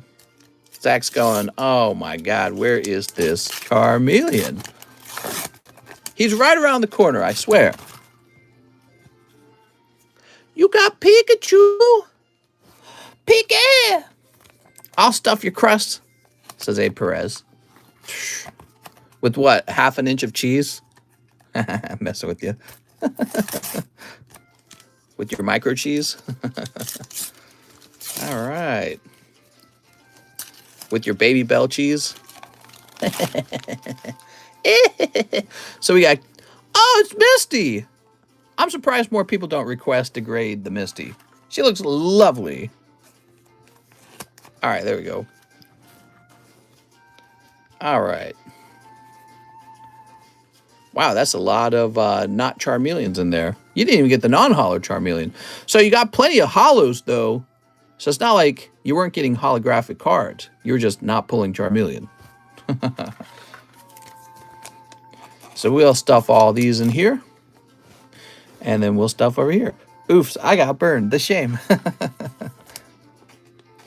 There we go. It's in the next pack that somebody orders, says Zack Attack. That's generally how it works, yes. Not always, though. Not always. You gotta have hope. There we go. Remember that campaign, Hope? Hope. Change. There we go. Beautiful. Woohoo! Mamma mia. Now we got a Ran order. He says 2 Dark Phantasmas. I have 11 credit. Here you go, Mr. Ran.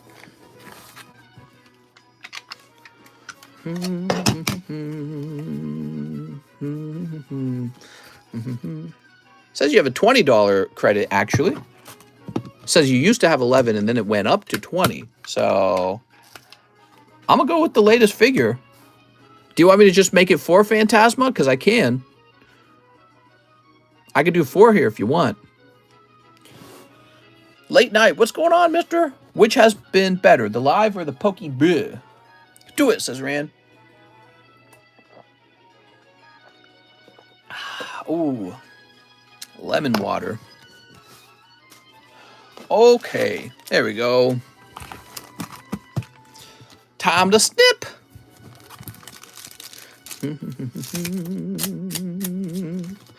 Scooby-Dooby-Dooby-Doo-Dooby-Doo. It's lovely Pokemon music. I need some late night ice cream. Ooh, fancy. Well, the first pack was really all you needed, because that is a hot pack. Snorlax and Gardevoir. Damn. We also pull Zoroark. Ooh, says Kyle. I can't wait to find out tomorrow morning that somebody got the Charmeleon. Well, I mean, the stickers don't get ordered super often. They're not like in every order, so you never know. Rand is buying me a spot in the... Oh, in the, huh? Very good. Sounds good. Those thes always coming in handy. Can you show me the Snorlax? Wondered about grading him? He looks perfectly centered. He looks insanely well centered. No white dots on any of the edges or corners. Typical Japanese Pokemon cards. They are very good condition. Would you consider eBay a good place to sell my cards, or are the eBay fees not worth it? You know, if you can sell direct to someone you know, that is a better scenario. So it's a good idea to do all of the above, be part of all the groups, you know, Instagram, whatever, Facebook groups. I hate Facebook, so I don't do Facebook at all. But, you know, ultimately, yeah, eBay is a good place to sell. eBay is probably got the largest number of buyers for your card. And is a very good idea to build up a reputation on eBay, because it's going to be a really useful tool for when you need to sell, and let's say you need to sell quickly. All right, Mr. Rand. I have an eBay account. I don't use it to sell because, well, this is a live shop and everything gets sold here. Ryan Bell. So, Mr. Rand, we just need to find your bag.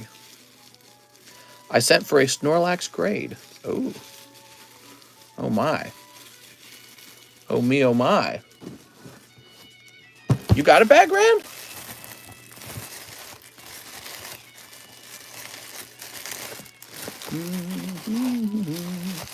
eBay fees are horrible. Yeah. eBay fees are real high. eBay fees are out of control.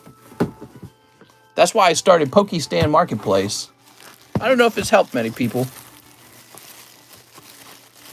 but I'm gonna keep chugging at it, or whatever the word is. Excuse me. Rand, I can't find it. I guess if I can't find it, it doesn't exist. So weird, Rand. I feel like I remember it. I feel like I remember your bag sitting right over here. Like right in this pile, right in this R pile. Oh, wait, have we gone through this box? Yeah, we've gone through. Oh, there's a box over here, too. Okay, hold on. Oh, I found it. We got way too many boxes, dude. There's just too many people who just, they leave their cards over here for like forever. And it fills these boxes up. These boxes are full. Grab this. All right, very nice.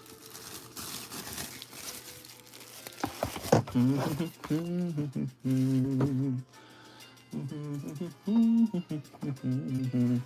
have this one sleeve left. It's all dusty. There you go.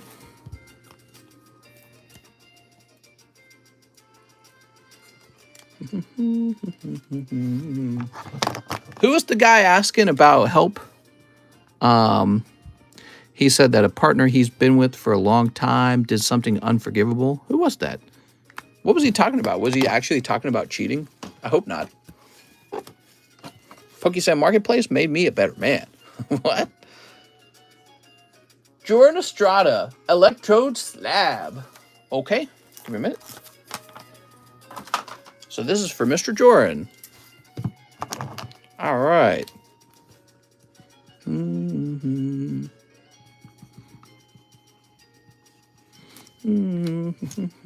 A family matter, he said. Now, what is this?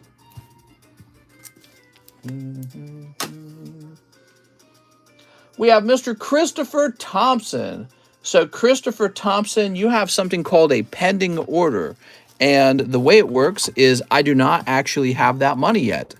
The money is still in your account. And I can't service it until the money is done transferring. Christopher Thompson. And I can't even refund it to you because I can't refund something that I don't have. So what you have is $56 pending. Let's read over the order real fast. He wanted to Fusion, to Chilling, to Shiny Fate, to McDonald's. 25th anniversary. I need a bag. I don't have one. My name is Christopher Thompson. My email is, I'm not sure how you label the bag to know it's me. So we use your real name. Yeah, we use your real name to label the bag. And we've been doing that for a while. Well, this is like a live stream we've been running for about 3 years. So, but one of the things we learned is that we cannot process pending orders until they clear, because some people are able to cancel a pending order after I open their carts. So that is why we cannot process that. So what happens now, Christopher, is we've got your card with the amount you sent on it, and the little P means pending, and you go in my little box. Yay, my little box. And you will want to contact me when it is cleared, okay? So I go live every day, Christopher. Normally I go live in the daytime around lunch, between lunch and dinner, okay? So check around lunch and dinner. We go live all week long. And when this is done clearing, it'll tell you in your PayPal that it's done clearing. So just contact me then and let me know. You can also ask for a refund at that point if you've changed your mind on the order, or you can order whatever you want to that day. You got $56. Yeah, we can do anything you want with it. Unfortunately, I just can't open it right now. I'd like to. Gosh, I'd like to. So now we have a Joseph Avila who says 15 Dark Phantasmas. All right, you got it, Joseph. Anything for Joseph Avila. I can't help it. Can't help it. When it comes to Joseph Avila, I got to open anything he asks for. If I get a box out, dude, these boxes get stuck in the, there we go. They get stuck in the cases really well. You ready? Dark Phantasmas are the star of the show right now. People are liking Dark Phantasmas. So we've already got 3, 4, 5, 6, 7, 8, 9, 10, 11, 12, 13, 14, 15. Okay, that's 15. Good luck with your order. All right. So what's in the news for you guys? Any big rumors? What's going on in your life that's out of control and crazy? I love gossip. Did you know that about me? When I was younger and I worked at Target, my favorite chair in the break room was the chair next to the little old ladies, because those little old ladies were always gossiping, and I loved gossip. Did you do the Mark Martinez order? Yes, Mark Martinez has been completed. Sorry if you missed it. All right. Ooh. Trying to figure out how to pay off my credit cards. Oh, man. Step number 1, stay away from addicting shopping live streams, maybe. Don't buy anything from me. Pay off your credit card. Be careful, man. I love gossip as well, says Christian Green. Having some credit card debt. I'm a correctional officer, mister, and a man pooped himself today before a shift change. Did he do it on purpose just to spite you guys? I bet he did it on purpose, just to mess with you guys. He's like, oh, poop my pants. Guess you have to let me shower and all that. That's a power move. That's a power play. Let's see what we got here. We've got Electrode. I'm a content monitoring agent at a big app, now banning some random missed have peps. Ban it. Bring the hammer down. No, he was just old. Oh, that's too bad. That's too bad. That's right, guys. You get older, then you poop yourselves. Get ready for it. It was to prove a point. Power bottom, says Goblin. Here's my chimp. Panic attacks killing me lately. Your live stream has really been calming and just broke open a 25th anniversary trainer box. Well, if you're having panic attacks, I often find it helps to think that we're all going to get old and die and it's going to be terrible and everyone you love is going to die of diseases. So that typically helps me when I'm having panic attacks. How about you? Look at that Magnazone. Also crippling credit card debt. It's great cure. I love gold, says Procod. Here's Spiritube. Look at that Spiritube. Gold really is just shiny metal, isn't it? Shiny metal, and they said, hey, this is hard to extract. Let's make this the money that we use. Crazy enough, I do the same thing, mister.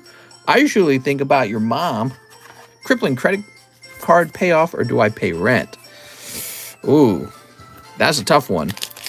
Whichever one punishes you the most is the one that you have to pay off first. Right? That's some Dave Ramsey advice. Believe it or not, same here, man. Just got to let life put you in the ground. There's Magnazone. Oh, look, it's Parasect. I don't have a credit card. I'm too scared, LMAO. I don't like owing anyone anything. And Magnazone. I feel like I should give up on the Tyranitar Altart law. You've had some tough luck on the Tyranitar Altart, man. It is not popping out of those packs. Open what your heart desires. Shoop. Bro, you need credit to buy a car and a house. Dude, he pulled every Magnazone. LMAO. Magnazone is all over the place in this set. You will pull Magnazone in this set. He's unavoidable. He's everywhere. Okay, we got the Joseph Avila bag again. That's a lot of hollows. And here we are. I bought a car with straight cash 2 weeks ago. As opposed to what? Homosexual cash? Very strange that you needed to add that to the story. Okay, now we have Mr. Miguel Vasquez. 4 fusion strikes. Oh, Mr. Miguel. 4 of them. I'm glad my country does not require me to get a credit card. I want a credit Carf. He wants a Merlin Series 1 sticker. Walmart stocked up Shining Fate. Should I buy some to hold? My advice, no.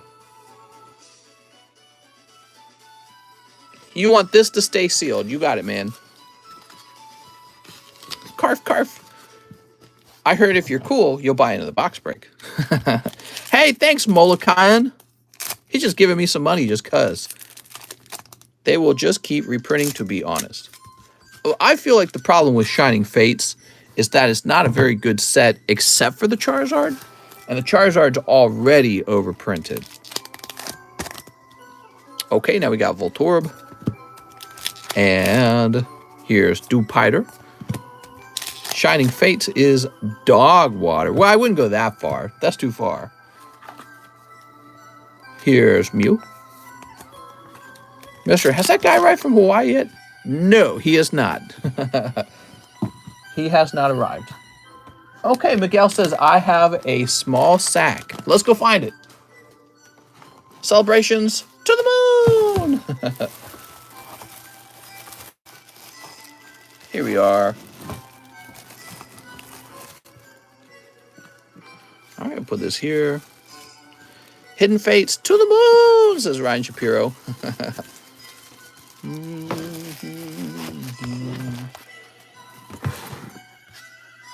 Now we have Chris Bates. Can I get one shiny Fate? Speaking of which, I think I need to open... Oh, no, wait, here we go. We got one right here. There we go. 5 Space Juggies. All right, for Chris. 2, 3, 4, 5. And the Hidden Fates.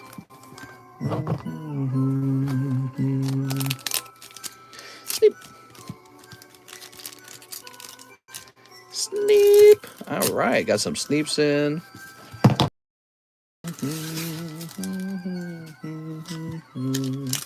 Almost Cheese's turn. Here's Palkia. If Chris was a master, would he be Master Bates? Suppose so. Yeah, his dad could have named him Master.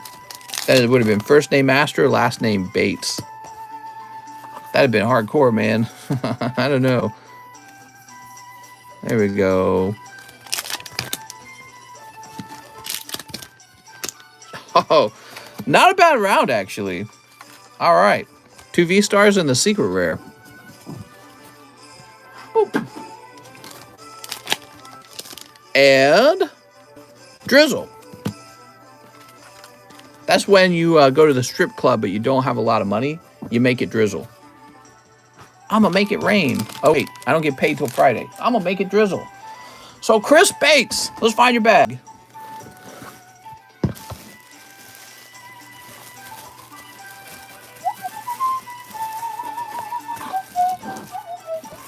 Ha ha.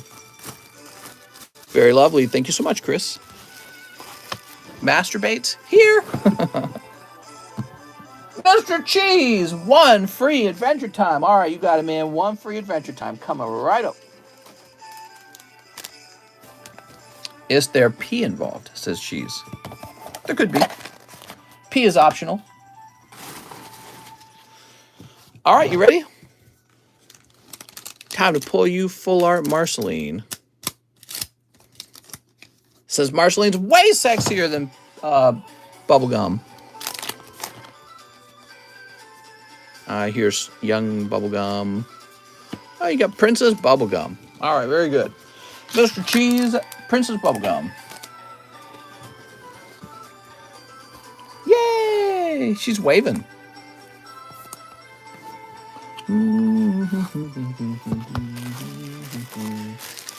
He's got the Tyranitar rage out already. Rah! Doot! Is that cool? It could be, in your imagination. Patrick Strader, 10 Space Juggies. Okay, so this is Patrick Strader we're working on, everyone. 10 of them.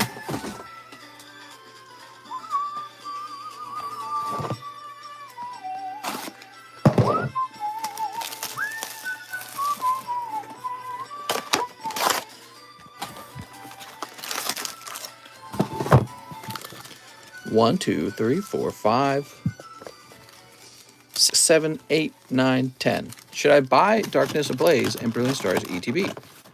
Oops. Dude, Darkness Ablaze is terrible. Who likes Darkness Ablaze at this point? 5 Dark Phantasmas.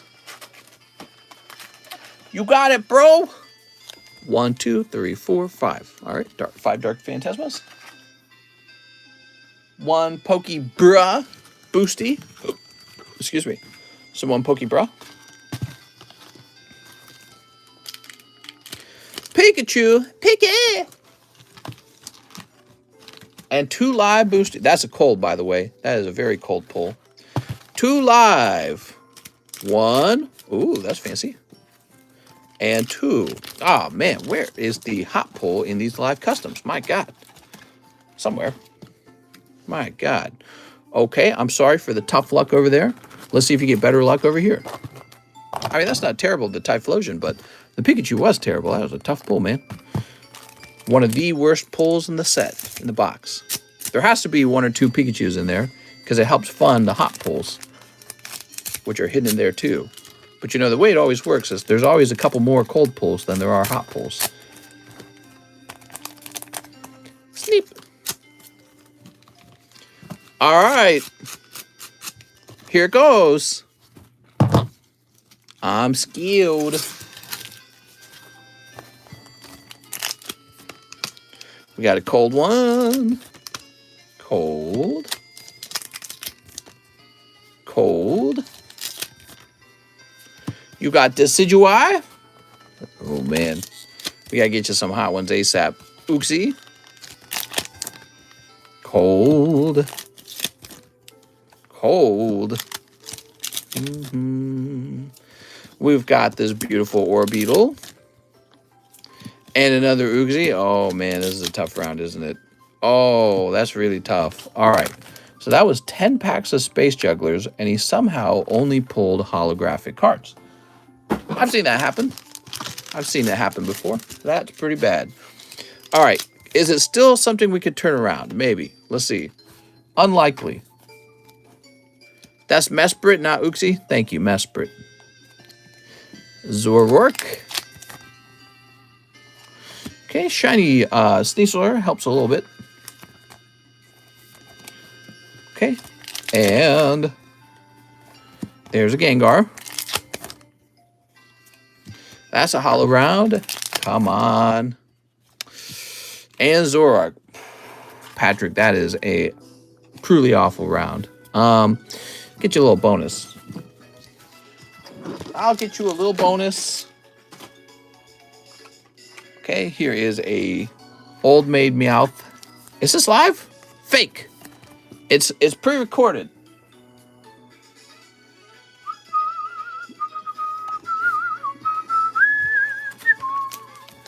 Sorry, I shouldn't be whistling. All right. Free poker card. Yeah, I'm sorry, man. That is really tough. All right. I can't always help you. When the luck is tough, the luck is tough sometimes. That's how it plays out. Be careful out there. Oh, he likes his hollows. Here we go. Get your hollows. Be careful out there, man. Next up, we got Eddie Jimenez, 10 Space Jugglers and 10 Time Phasers. You got it. Surprisingly, we're about to run out of the Space Jugglers. 1, 2, 3, 4, 5, 6, 7, 8, 9, 10. There we go. 10 of these. 10 of the Space Jugglers.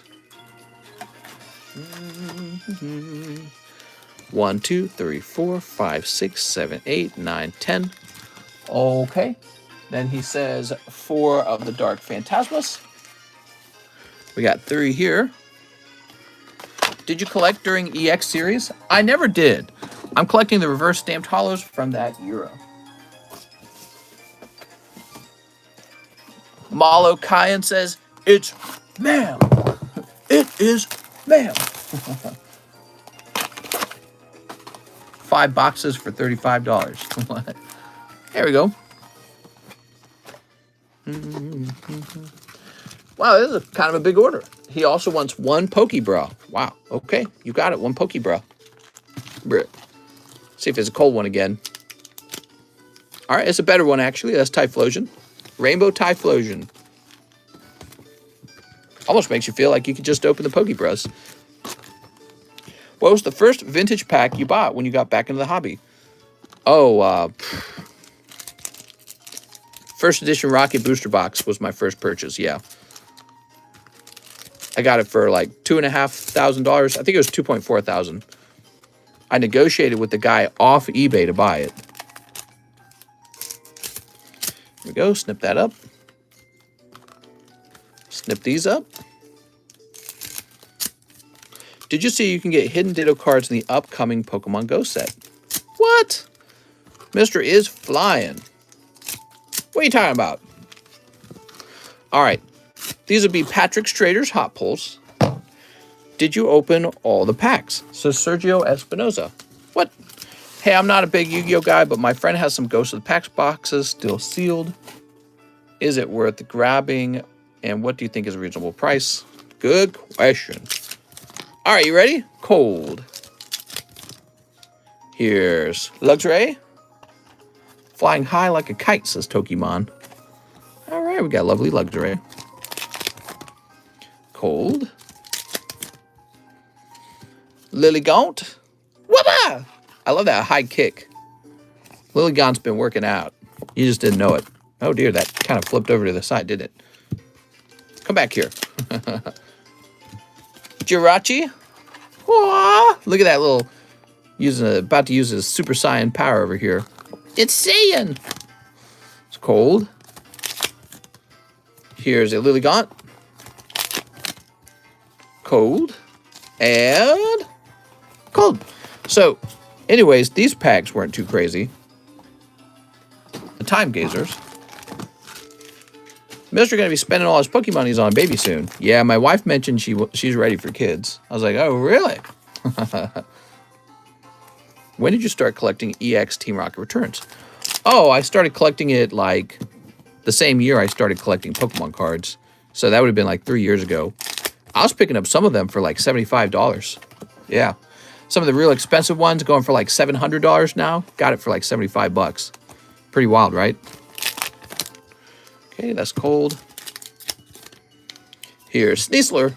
Look at that Sneasler. There's Beedrill. Buzz Buzz. Yeah, those did pretty well for me. You're sleepy. What are you, a sleepy peepee? Aha, that's not the hot round. That was, in fact, not the hot round in the Space Jugglers. Neither of you guys got the hot one. Very interesting. Boop. Eddie, I thought you were going to snipe the hot one because your odds were higher, but you didn't finish off the box, so it's still in the box. Now, how about these lovely Dark Phantasmas? We got Gallade. If you see a Ditto symbol on the bottom of the card, you pull the sticker off the card to reveal the Ditto underneath. What? That's mad. It's madness. Gudra. And Gudra. All right, that's for our friend Eddie Jimenez. You know, it's funny, Eddie. You bought all these other booster packs. The Pokebra is where the real hit was with the magical Typhlosion. Finally pulled Umbreon VMAX Alternative Art from Pokemon Center Booster Box. Nice. Woo. All right, Mr. Eddie. Whew.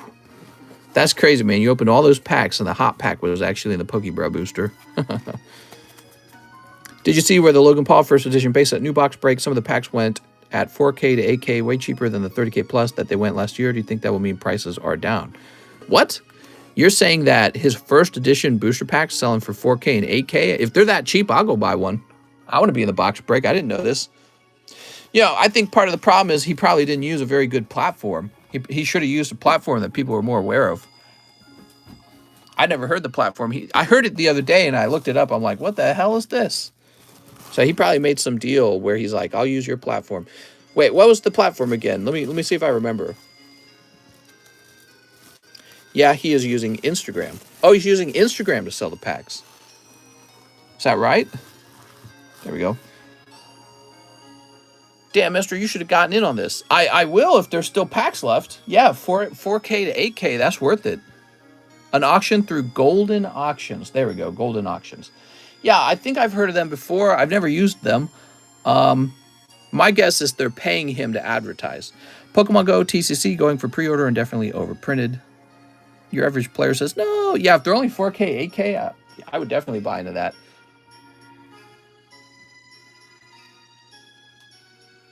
Whoa, we're having a busy night. I did not expect that. We are having a busy night. So where are we? Eddie Jimenez is done. And we are up to Chris Acevedo. So I'll shout out the line is Chris Acevedo, Eric Artiega, Jonathan Rivera, Sina Afsharzadigan, Henry Ruff, Ryan Shapiro, Jonathan Rivera, Mr. Ran again, Toby Pierce, Inpeng Sengvale, Patrick Strader, Aaron Gordon, and Maximilian Ubanus? All right, so Chris, hey there, mister. Can I get a live custom, 1 Pokemon Tops, 2 poker cards, and $50 to my slab away? Okay, Chris, let's start with your slab away. Start with your crab away. Here it is, Chris Acevedo. So you had $122 left. I'm going to use a calculator. 122 minus 50 is 72, and actually it evens out to 73 when you add in the 75-cent fee. All right, so you got $73 left. Now, Pokemon Tops and 2 poker cards, huh? Let's grab that Pokemon Tops. Is the Growlithe PSA 7 really $200? It is. I feel that's overpriced. Let me go look it up again.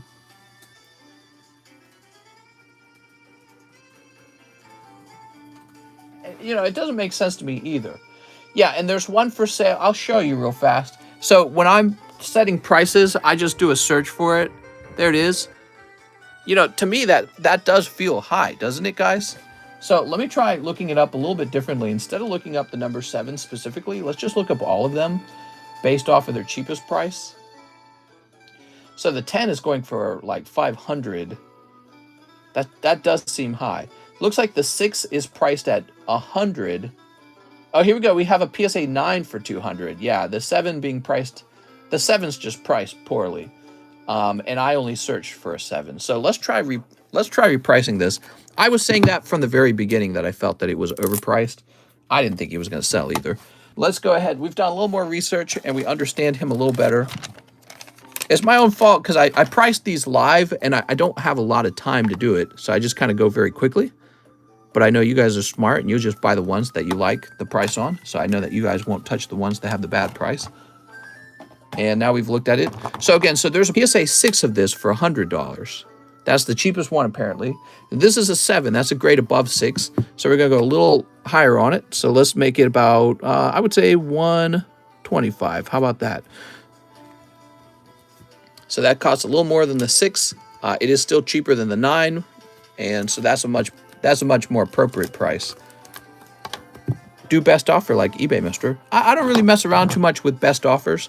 If a card is struggling to sell, I'll lower the price myself, or I'll toss in the live customs, one or the other. If it gets tossed in live customs, it gets the price reduced anyways. So live custom, Pokemon Tops, 2 poker cards. All right, 2 poker cards. Here we go, Mr. Chris. Card number 1. Oh, Meganium. Very nice. Card number 2. Oh, the Joker. It's Professor Oak. He's so nice. Oh, he's reading his mangas. Now, he also says 1 live custom. Good luck with your live custom. Oh my God, dude. That is a cold live custom. Not the snipe. But maybe this booster pack will be the snipe. You ready? I was waiting for that live custom snipe to come out. Also, I think you meant Dark Knights of Ball, says Dark Knight. I don't think you're talking to me. You ready? Chris Acevedo, Vintage Tops Movie Edition. He's Professor Coke. Oh, there we go. Oh, man. We've been pulling a lot of stinky hollows out of these Tops cards. None of the Chase hollows have come out anyways. It's not really sticking too bad, so I like that about this box. This has been a decent box when it comes to stickiness. I think you at least have a chance at getting a holo that has no sticky on it. Not guaranteed though. There's Rebellion. It's kind of interesting because the non-holo commons in the set appear to have more stickiness. Look at that! That's the sticker card. You got Bulbasaur, Venusaur, Ivysaur. The tail end of the race. Here we go. He's in the rat race. I saw the average sale price on Logan's Break was like $9,900 a pack. Dude, I might need to jump into that. I might need to get some money together and jump into that because it's giving you a chance for a very serious pull. You know, I think that I saw the prices last time where the pack was selling for like $30,000. And when that was occurring, I was like, really? I felt like that was absurd, to say the least. So these prices seem to be like what they probably should have been. They're still very high. Brilliant Stars will age well with Arceus. I think the auction ends today or tomorrow. It's almost over, so I don't have all day to figure out. I'm not going to sign up for Goldwyn auctions or whatever it is, Golden auctions. Now, that's part of the problem. Like, how am I supposed to bid on it if it's like some weird platform I never use? He should have gone with the platform that everyone uses. All right, Chris. Mr. Chris.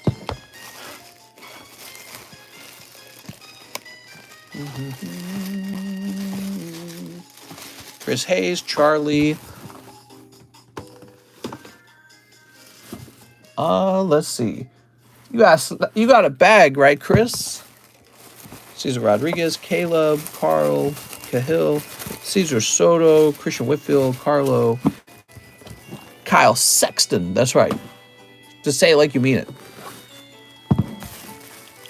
Chris Bates, Christine Andrews. Oh, here we are. You have a small bag. Are those first appearance Topps packs? These are the movie edition Topps packs. What are they called? Oh, it's called the first movie. There you go. First movie. I'd love to see Mr. pull this card. Yeah, I mean, if it was a $9,000 pack, I'd take a chance. Probably get a cold pack, though.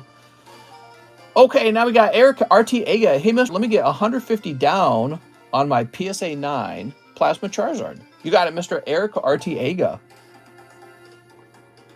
So here we are. 150, huh? You got 800 already. So that comes down to 600. You know, I'm real sleepy right now, so let me use my calculator. It should be 600. Oh, no, it's 700. All right, I'm going crazy. So it is 700. That's why I used the calculator. Some part of me said that's not right, so just tired. Jonathan Rivera. 2 Dark Phantasmas. Shipping. Do my slabs get shipped as well? Yes, your slabs get shipped as well, Mr. Jonathan. I'm going to get an ETB, a few blisters, and booster box. Wish me luck. All right, good luck, Jonathan. Mister needs to go to bed. It is 12:30, but I'm committed. I'm committed. Here's, Electrode. He's looking pretty tough right now, isn't he? Look at that little tough guy. God, what a tough guy, man. And there's my chimp. Very good. Oh. I think it's about time to get some new slabs on the table. What do you guys think? Did you say 100 or 150 to slab? So, Jonathan Rivera. I'm glad you're shipping. Just got to find your bag first. How much longer will you stream? I'm still going, man. If you want to place an order, okay? I'm not giving up so soon. But the night gets older and older, and I'm getting sleepier as time passes. What that means is I'm probably going to take all of Cheese's cards. Okay, you're not in here. Oh, here we are. We found your bag. Jonathan Rivera. All right, cool. Hey, man, you did it. You got the full art. Very nice. That's the goal, right? You want to be able to pull the full art. And you're asking if I ship your slabs? Yes. So I'm guessing we're going to need your address. My guess is this is your first time shipping. I'm going to use your address that begins with 73, okay, Jonathan? Hey, give me a minute. Let me grab your email.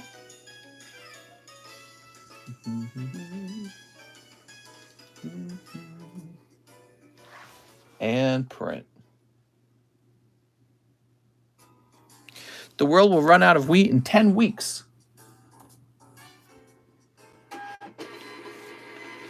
That's why China's investing in futures for U.S. Crops. So while China invests in our inflating food prices, we're punting $40 billion to Ukraine, probably so Ukraine can take that $40 billion. And who do you think they're going to buy guns from? You think they're going to buy guns from Russia? They're going to turn around and buy guns from us. So it's kind of silly because it's almost like the government has found this way to take public money, punt it over to Ukraine, and then Ukraine buys it from the private gun making companies. Who's invested in all the gun companies? Oh, the wealthy elite are. So it's like they're gifting themselves money. It's a righteous and holy war. Terrible, man. Not that I'm happy what's going on, and I feel strongly that Ukraine should fight for its right to exist, but I don't know how I feel about it. I don't feel like there's any accountability or anything. Okay, so you wanted the PSA 10 Celebi, Mr. Cena. What's up, man? Is it Cena or Cena? What's up, Caitlin? What are you doing up so late, Caitlin? An Error Dragonite sold on Golden for 12K. Oh, that's cool, man. What, like a PSA 10? What was the grade on it?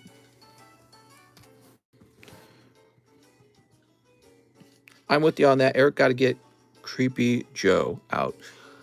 He is a bit creepy. Yeah, the 10. Really? A 10? That's not that much. That's what I suspect would happen. He is a rare card, but in the end, isn't he just a Dragonite that doesn't have holo on it? I mean, you can just buy the non-holo version of it for very cheap. So you're really just buying the novelty of the fact that it's an error card. It's an okay error, I guess. Doesn't look crazy. I'm eating ice cream while watching your stream. Oh, nice. You're making me hungry. 40 billion for Ukraine, 28 million for baby formula. Well, priorities. Americans last. Henry Ruff says 10 emissaries of light. You got it, man. 1, 2, 3, 4, 5, 6, 7, 8, 9, and 10. There's people dying all over the world. It's not just Ukraine. There's people at war pretty much everywhere. Why don't we just start punting $40 billion all over the place? Why don't we give $40 billion to the slums in India, the slums in the Philippine Islands? There's just all these places where people are dying for lack of money. Why don't we just start giving all our money away? You know what I mean? It's an interesting thing. Need to get a squall. All right, let's get you that squall. The correct way to say it is just like how you say John Cena. Oh, very cool. Very cool. Sleep. All right. Hey, man, very long time no see. Been subscribed since 7K. Glad to see you're still going. Check it out, man. We're on our way to 45,000 subscribes. By the way, if you guys could hit that subscribe button, we'll get closer to that 45,000. 45,000 subscribes are right around the corner. Pretty soon, 50K. We'll be breaking 50K. It's going to be very exciting. Can't wait for it. It's because Putin scares Joe. We should pass up. The Democrats don't like Putin. The Democrats don't like Putin for a simple reason. Donald Trump does like Putin. So the Democrats have to hate him. And, they thought, oh, well, Putin cheated to get Trump into office, which turned out to be a lie. That wasn't true. But yeah, so they don't like him, and it's silly. The Clintons are one of the biggest supporters of war. They're all in on Lockheed Martin. Right, so if you give a country at war $40 billion to buy guns from us, that's a way to take public money and turn it into private money for people who are invested in companies like Lockheed Martin, right? Because now you got $40 billion of public money that goes over to Ukraine. Ukraine buys our weapons because they're not going to buy them from Russia. And those weapon companies are going to get weapon contracts and start building. And so if you're invested in whatever, Lockheed Martin and other things, similar to Lockheed Martin, you're going to be making a bunch of bank this year, right? Because they got guaranteed work coming in. They got guaranteed money coming in. It's not right, man. It's actually really messed up. And then they got just a bit of money for the Americans themselves. That's exactly what's going on right now. And who knows? I mean, again, where's the accountability? Who's actually using the, look at that. Full art lunette.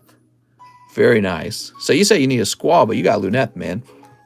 How about that, Mr. Henry? Snipe. There we go. Yeah, it's a way for them to take our tax dollars and put it in their own pockets, in my opinion. And if some of the money goes missing because corrupt politicians who are in the middle of a war go, now they're in Ukraine, they receive 40 billion and they go, well, I don't know if I'm going to be alive next year, so or if Ukraine's going to fall or not. Guess I'll punt some of this to my family members, right? Or in a Swiss bank or something, right? We have no way to stop them from doing that kind of stuff, I assume. So yeah, it's a bad feeling situation. It really is. We're already shipping them all kinds of weapons and whatever they need to have a huge advantage in the war. It's pretty wild. I don't know, man. I don't know how I feel about it. I don't know how to feel about it. Maybe they're worried that Putin and China, who have they're allies, maybe they're worried about them expanding power over there. So you can make the argument, and I'll listen. Still, 40 billion. Does it have to be 40? Do we? I don't know if we have 40 billion. We got right now we're suffering from massive inflation in our country, right? We have an enormous amount of inflation going on. It's actually a lot more than people realized it was, but it's just starting to kick in, right? It's starting to roll in finally. The truth about inflation you're starting to feel it and see it, and the economy is starting to feel it. We have low employment and high inflation at the same time, which is a terrible combination. It causes something called stagflation. Stagflation is when you have low employment and high inflation, which is pretty rare actually for that to occur. You're going to feel it for a little while and hear about it for a little while. I don't know if it'll personally affect you. It might not. I don't know if it'll affect me much. I suspect not. But I want to hear about our country doing very well and paying its debts off and having a surplus and then going out and building like bullet trains or something. I don't want to hear about how we're spending $40 billion to fund a proxy war between two countries that we barely have any kind of serious relationship with. You know what I mean? I want to hear about the bullet trains that get you from New York to California in, like 12 hours or something. Of course, they'll never let that happen either because the airline companies will freak out if you could do that. So that won't happen either, I guess. Henry Ruff, let's find your bag, Henry. They'd be like, wait a second, you'll put us out of business. Who would fly our planes? The U.S. always has to bail everyone out. Americans last. I'm just glad I have a job that won't be going away. We need a better president and Senate and Congress before any good stuff will happen. The Great Pokey Recession. That's right. I've got my wallet open, and if people need to sell their cards because we head into an inflation recession, I'm ready to buy. I'm here for the good ones. I think already I've seen some nice cards lately getting posted up, and I'm looking at them going, ooh. So next up we got Ryan Shapiro, Hidden Fates. I'm about to enter into my greedy phase. Buy mine, says Devin Burke. USA likes to brown nose to everyone's business except for the American people themselves. They've been talking about building a bullet train from LA to Lviv for like a decade now. Yeah, because it makes a lot of sense to do it, right? Here's for my friends who are really pro-Ukraine and they really want to see Ukraine win the war. Why doesn't Europe pay $40 billion? Is Europe going to match that $40 billion? Europe's, by the way, much closer to Ukraine. Why don't they pay for it? No, it'll be the United States. It's so stupid. Ooh, look at that. I knew you had something I could tell. Beautiful, man. Lichen Rock full art. All right. Yeah, why doesn't Europe pay for it? Europe's always ragging on the United States. The Americans, they do not have socialist system like us in Europe. Yeah, you guys don't spend anything on military. Why do you think that Putin was brave enough to invade Ukraine? Because he looked over at Ukraine. He says, oh, your military's not big enough. And if Europe and the United States wasn't punting all their resources to Ukraine, Ukraine would have already fallen by now, probably. So this is what happens when you don't spend enough on military. Of course, Ukraine knows that in hindsight.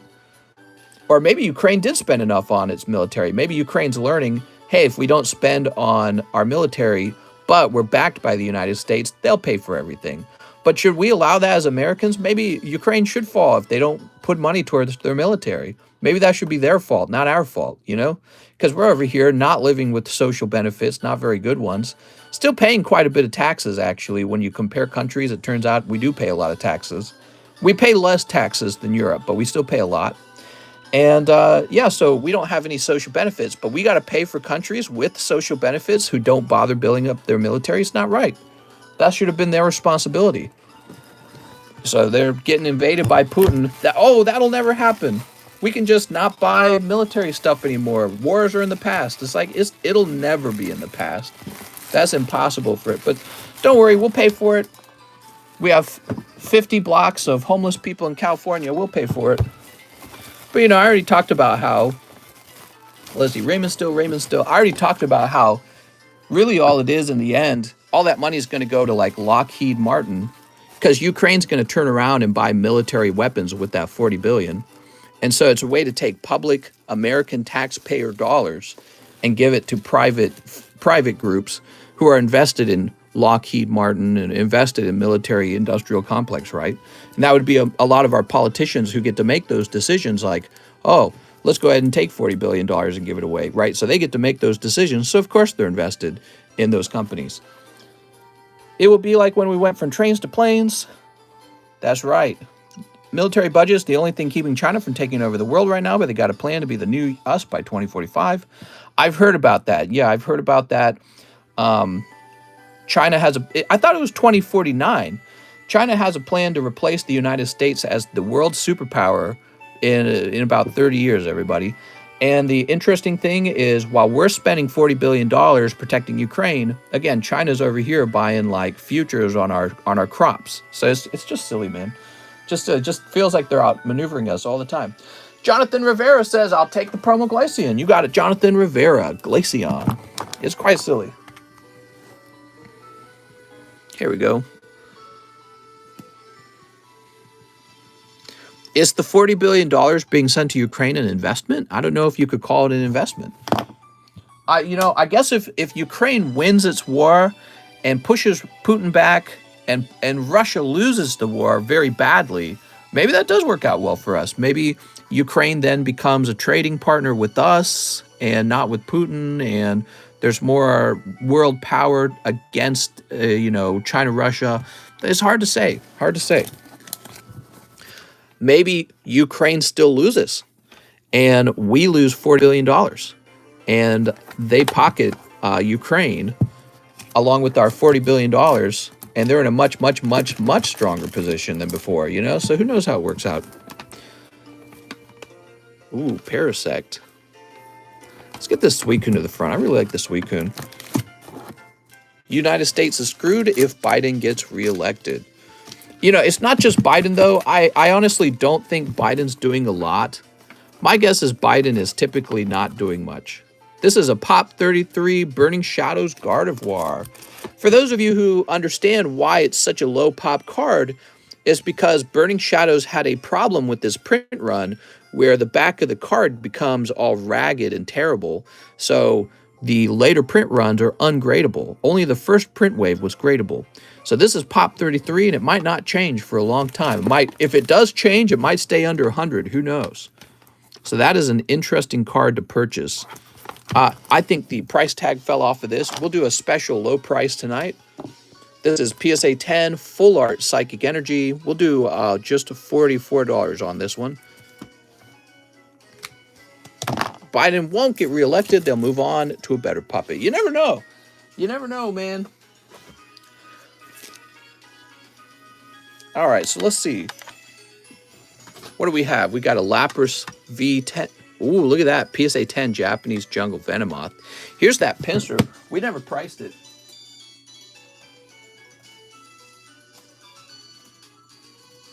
All right, let's see what this... He's going for just $30. Is that right? Dude, I'm just going to keep that card. That is a cheap card. Holy cow. Okay. This is down to $40 now. Need Arena.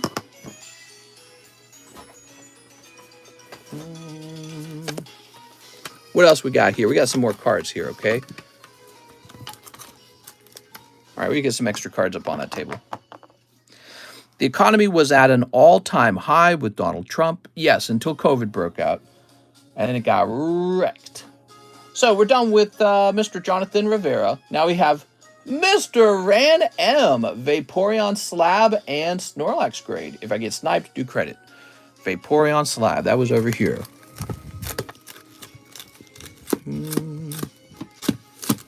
Thought it was over here. Here he is. It's a nice looking Vaporeon, isn't it? Ooh. What's in the large custom booster? Some really great Charizards.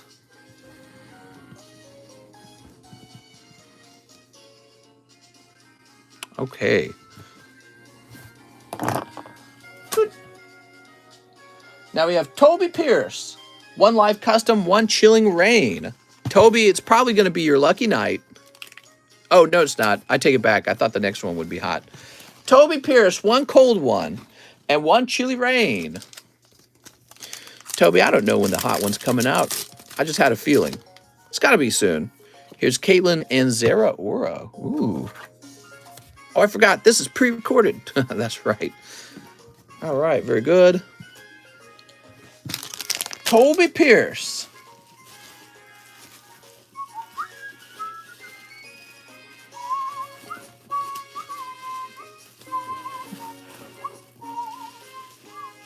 Just looking for Toby Pierce's bag now. No, this is Patrick. A. Perez just clocked out. No work right now. Slow month. Thomas Smart. Trevin. Tyler Matt. We've got Thad. Tyler Sparks. Stay out of trouble. I'll make you a part of my cabinet. What?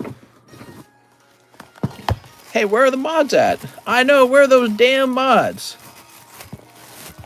Toby Pierce, did you need a new bag? Let's check up here. What is your take on the debate between modern and vintage investing recently? It's a dumb debate. It's always been very dumb. The clear winner is always vintage, by the way. I've been doing this a long time. It's always vintage. And if you want to invest in modern, I suggest sealed product. Now, if you want to invest in modern graded cards, I would wait until more of them have been graded. That's just how it is, right? So think of it like this.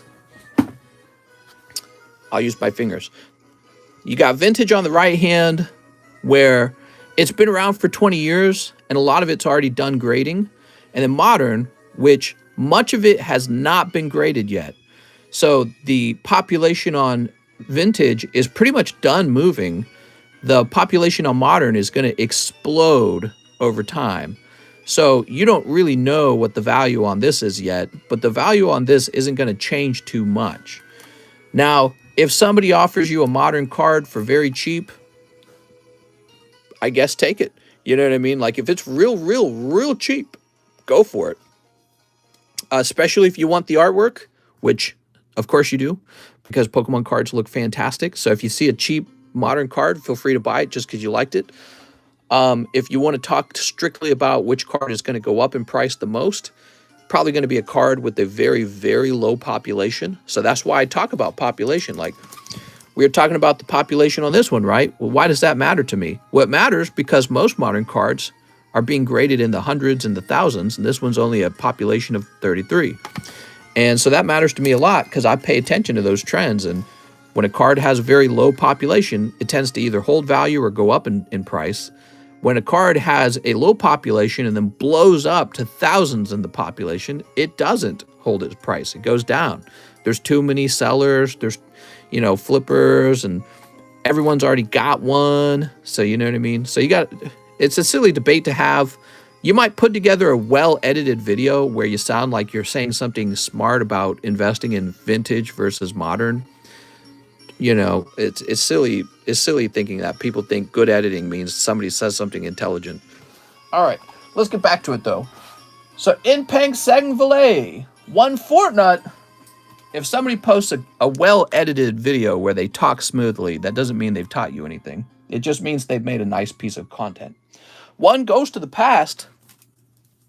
Here we go. And a Dark Phantasma. Here we go. Major bag alert. Bag, alert, major bag alert. What's up, Steve? Still doing orders. Go ahead and send in an order, Mr. Steve. What is the pack break? Crystal Guardians. Yeah, there's a lot of YouTubers out there that are always talking about vintage versus modern. I always cringe anytime I actually watch one of those videos. I cringe hard because they talk about something that they clearly don't really have much experience in. I actually do buy enormous numbers of cards and sell enormous numbers of cards.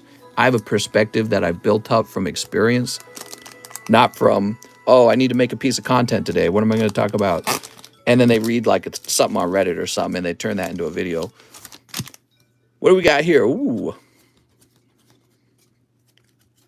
Mister, do you have an eBay shop? No. I should have bought it, says In Peng Sing Valet. Soup. And Dark Phantasma. Oh my gosh. In Peng Sing Valet, not a crazy round. There we go. Haha, this is a fat bag. Holy Jesus, dude. Holy schmolies. There we go. All right, cool. All right, next up we have Patrick Strader. He says, you made me do it. 1 Pokebra and 3 live boosties. You got it, Patrick Strader? Patrick, I think that was some lucky timing, man. I thought the guy before you was going to snipe. How many years need to pass before you can call a card vintage? Yeah, so I like to think of cards as vintage when they're out of print. So the moment they're out of print, they're vintage to me. You know what I mean? There is no definition for vintage. You could call first edition base set vintage, or you could be like, hey, that's not the earliest cards. The earliest cards are from 1995 in Japan or something like that. You know what I mean? It's a silly thing to worry too much about. In the end, the question is, when you bought a card, did it go up in value over time? That's the only question. What do you got? Oh, picking up a lovely Typhlosion. Hey, I've seen one of these before. Celebration is out of print, right? No, not necessarily. Not necessarily. Pokemon can decide to print more of those. All right, Patrick, 3 live boosties. What you got? Oh, there you go. 1, 2, and 3. I am glad you did not get sniped there, because the other guy could have bought 2 live customs, and this card right here would have been his. 24, huh? What does 24 turn into? Just a tag bull, huh? No, that's not right. That says 38. Okay, hold on. That's not the right one. Let me find 24. Oh, okay. This makes more sense now. I was going to say, like, that Gengar's not that expensive. Here we are. Oh, there we go. That is vintage Dark Arbok from Japanese Rocket. All right, much better, actually. Yeah, somebody could have sniped this out of the box. You gave him like 4 live boosters. Did I reel him? Did I really? No, I gave him a Pokebra. That's one of the new things, okay? All right, Patrick Strader. A Pokebra. There you go. And we'll toss this in your bag.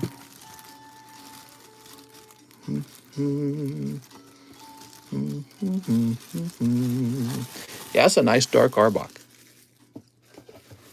So now we have Aaron Gordon. Can you please open 6 Time Gazers? Last time I asked for Gazers, and you opened Space Jugglers, but it was late in the stream, and I forgive you. Once again, donate the extra 2 to Misty, or get yourself a coffee. 1, 2, 3, 4, 5, 6. I'm very sorry if I did that. It sounds like it did. You want a little bonus card? I'll get you a little bonus card, okay? I'm guessing you didn't pull a hot one. If you'd pulled a hot one, you would have said thanks. So I'll get you a little hot one. There's a Gold Star Greninja. No more Japanese Eevee Heroes? No more Japanese Eevee Heroes. I'm sorry. Maybe next time, mister. All right. This time, Time Gazers, Mr. Aaron Gordon. Okay. Let's see what you got. Show me what you... Ooh, we got Machamp. Very excited for my first order. Oh, your first time. Okay, so there's a Machamp. That's cold. Eevee Heroes to the moon. Here's Cresselia. Here's a cold one.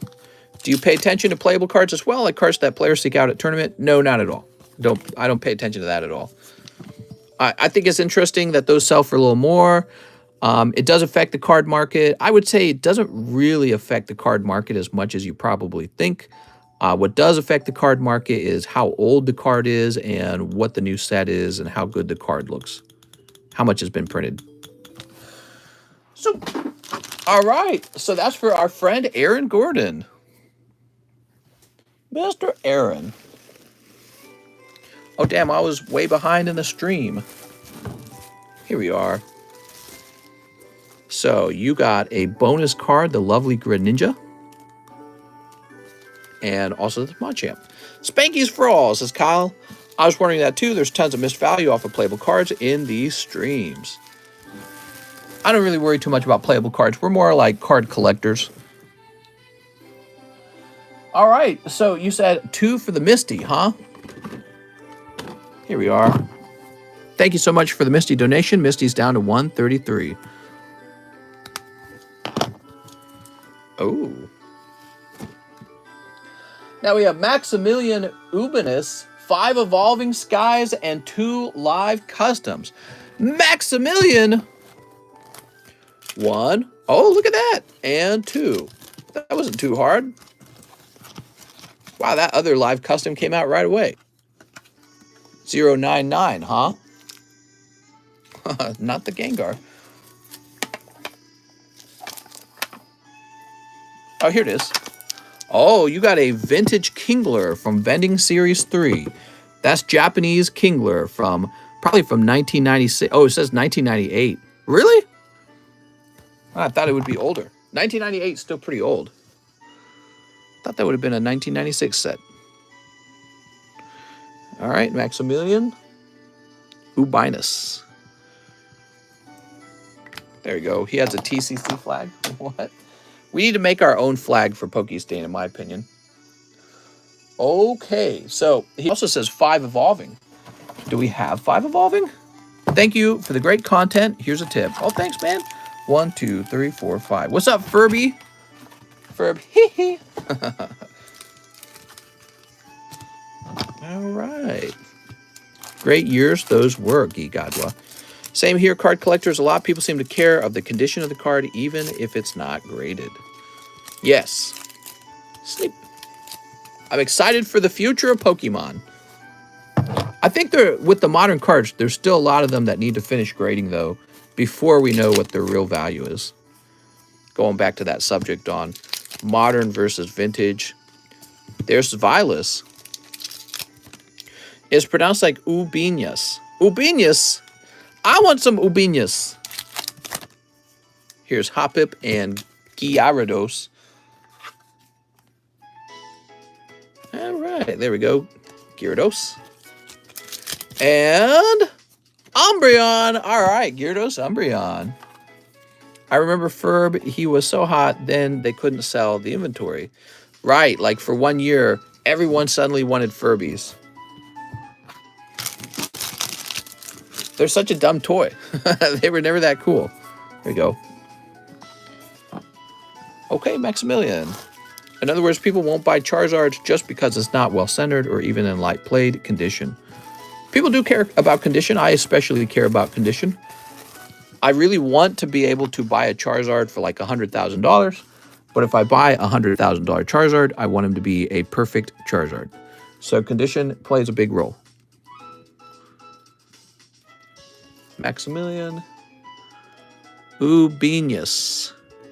But, you know, there's a whole economy for like, there's a whole market for like 9s and 8s and all that, right?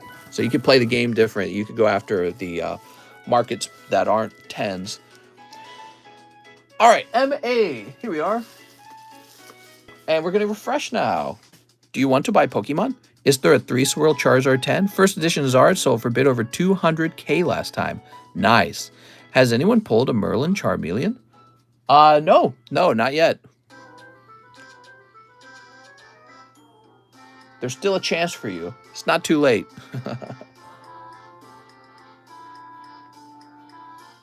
All right, let's see where we are.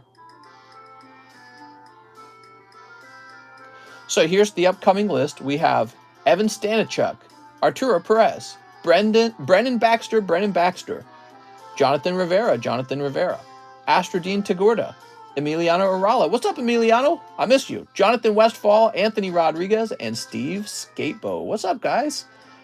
So now we have Evan Stanichuk. He says 10 of the Star Birth. Yeah, we haven't seen some Star Birth. I'm kind of new to Pokemon. I'm looking to sell my Pokemon or someone to check it. The real question is why not vintage versus modern is about which is best, boobs or butt. 1, 2, 3, 4, 5, 6, 7, 8, 9, 10. There we go. If you like modern Pokemon cards, buy yourself some modern Pokemon cards. It's not that complicated, you know. Now, if you're just somebody who's looking to flip cards, it becomes a whole equation. It becomes a competition, and but that's a different way of card collecting. You know, that's for people who are like in it for the money primarily, or in it for investment primarily, or not really in it based on what their favorite Pokemon is. And you can do like a mix of collecting and investing. But yeah, I think it's always so silly when people, you know, it's not silly that people ask the question, what's better, modern versus vintage? It's the answers people always give. I hear the answers, and as somebody who actually does this pretty successfully, I always cringe when I hear the answers.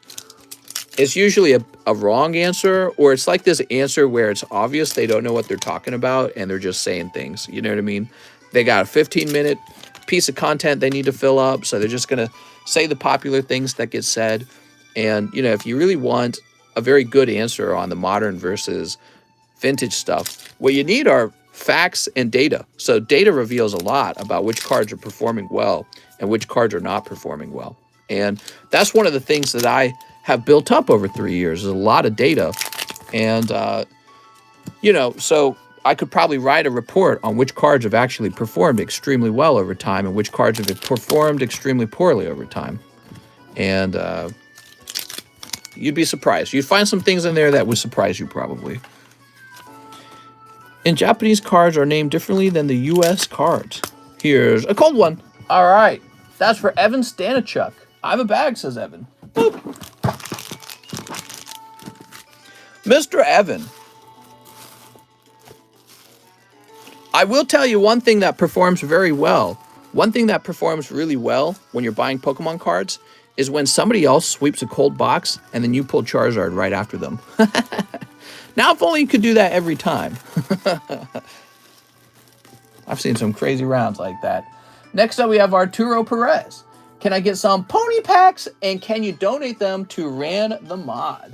You definitely can get some pony packs. I think that's the primary way that the pony packs get open. So this is for Ran M. Once I finish my base set, I don't really buy vintage too much. I like to open modern and collect a few cards I like. Sell the rest to help me buy more packs to open. Bruh, no, says Ran. It's too late. This is a gift from Arturo to Ran Misiel, also known as a brony. He says, I'm buying some ponies for my pony self. So here we go. Beautiful. You ready?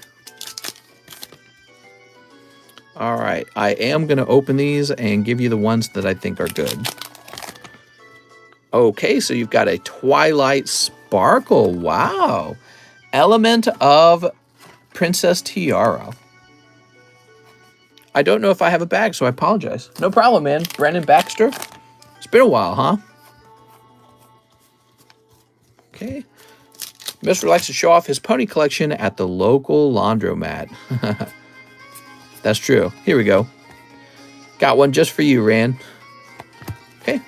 And somebody's got to pull a hollow version of that, right?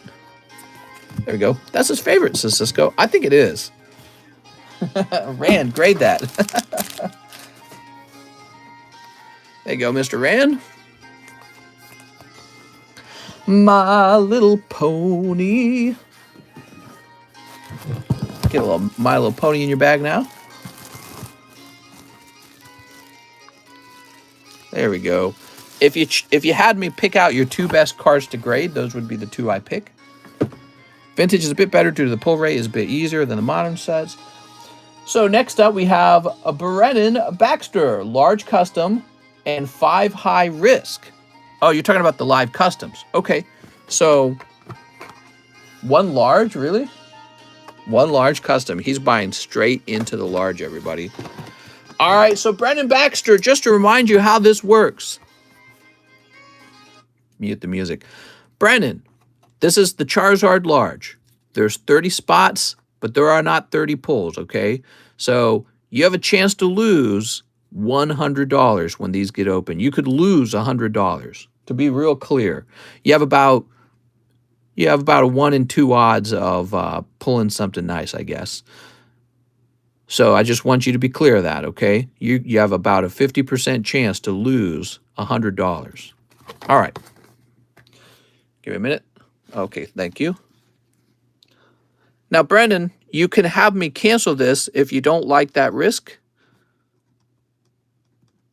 But I want you to understand that that's what you're risking is $100. You could lose it.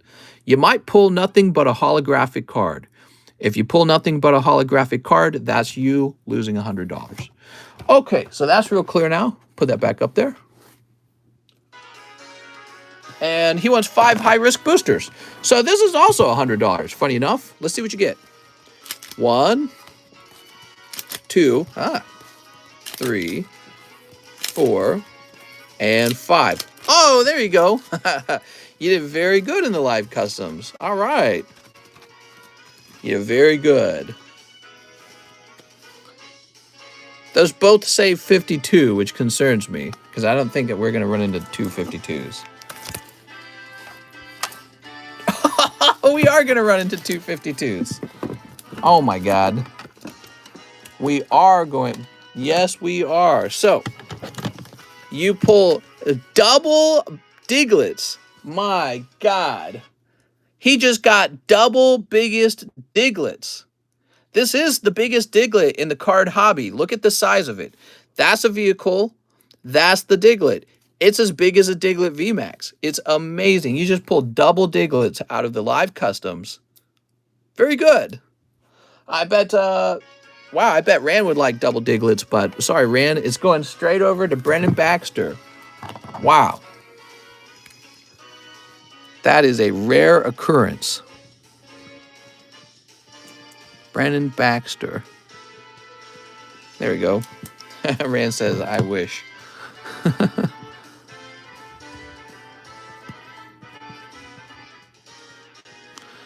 Now, Brennan got that double D energy. Double D energy. Now, be careful. If your girlfriend takes these from you, you need to make sure you get them back in clean condition. Let me tell you something, though. In the Discord server, you're now eligible for something called the biggest Diglett roll, okay? So you own one of these.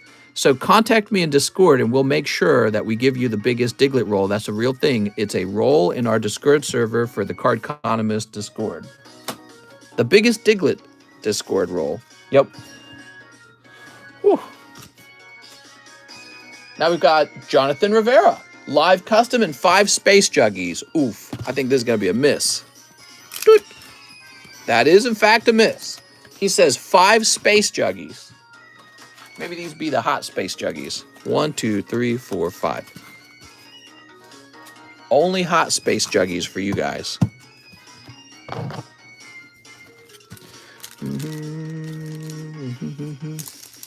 Sneeps. All right, they're sneeped up. Welcome to the club. We just swing our Diglets around. That's it. That's right. One more and it's a Doug trio. That's a good point. We give out a new roll, biggest Doug trio, to people who own 3 of the biggest Diglets. Give me a minute. I need to get more shields. More deck shields.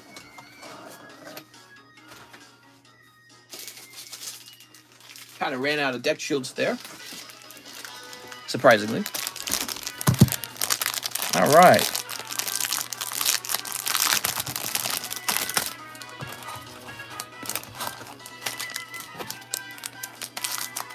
Wonder what they have planned for this Christmas.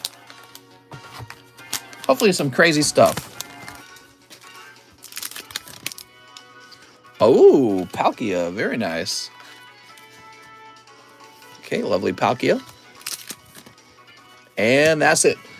Jonathan Rivera, not too bad. You end up taking the secret rare. So where's your bag, Jonathan? You told me to ship it, didn't you? Yes, you did. Here it is. Now, if you have me ship your bag and then you place another order afterwards, help me out and tell me that your cards are waiting to be shipped now. There we go. Otherwise, I'll be looking all over the table. Okay. Oh, need a new bag since you tagged my last one for shipping. There you go. You did tell me. Astrodine Tagorda says 60 to pay off my slab. Mr. Astrodine is paying off his slab away. Here it is. Charizard, huh? All right, let me go looking for your Charizard.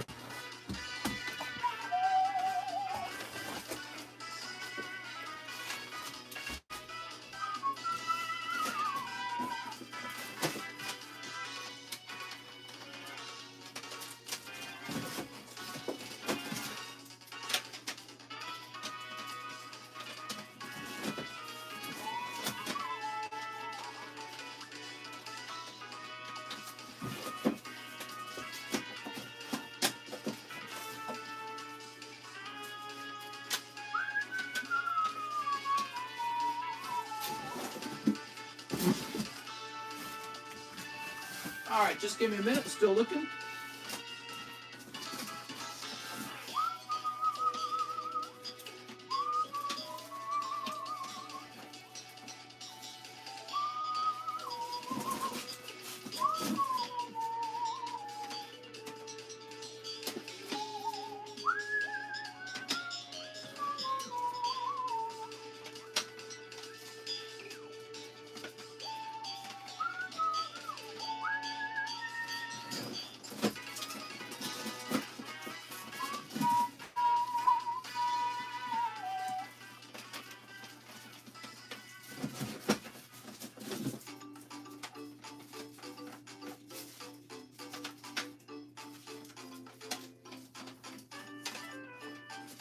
Almost done. There's just like a billion slabs, okay?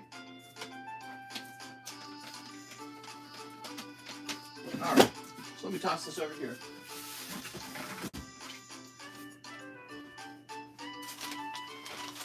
So, correct me if I'm wrong. Is this the actual slab? I feel like that's not the right one. Is that the right one?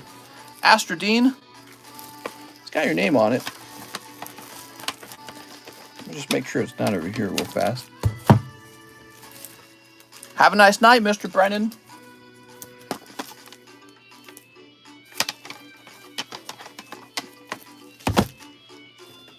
That's got to be it, right? All right. I think that's it then. Dude, I got too many of these slabs in slab away. I need to create a new sorting system for the slab away cards.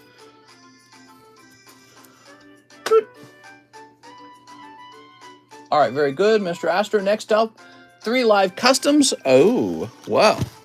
What's up, Cyan? 1, 2. Come on. Ah, it's cold, man. Reserve the Burning Shadows Gardevoir. $75 PayPal fee. You got it, man. All right. It's a lovely card, by the way.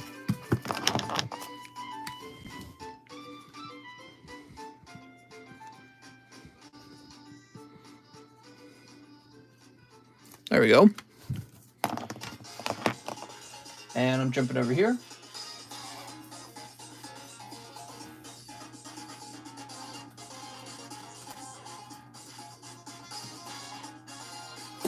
What's the agreed on price for this? $250. All right, cool. He says, thanks, mister. No problem. Next up, we have Emiliano. What's up, man? 1 box of Battle of Chaos. All right. Yeah, let me get you a sealed box. Looks like I'm low on Battle of Chaos. Haha. Is the pack break considered light? Yes, it's considered light. If it's heavy, that's a bonus, but it is considered light.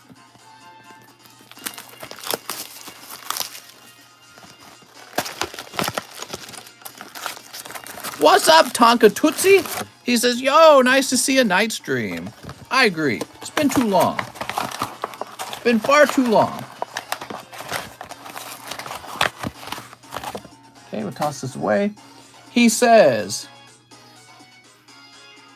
he wants me to grade 2 cards from his bag, the LaMelo and We Cross Hit, 5 Maryland Series 1 stickers. Wow. All right, you got it, mister.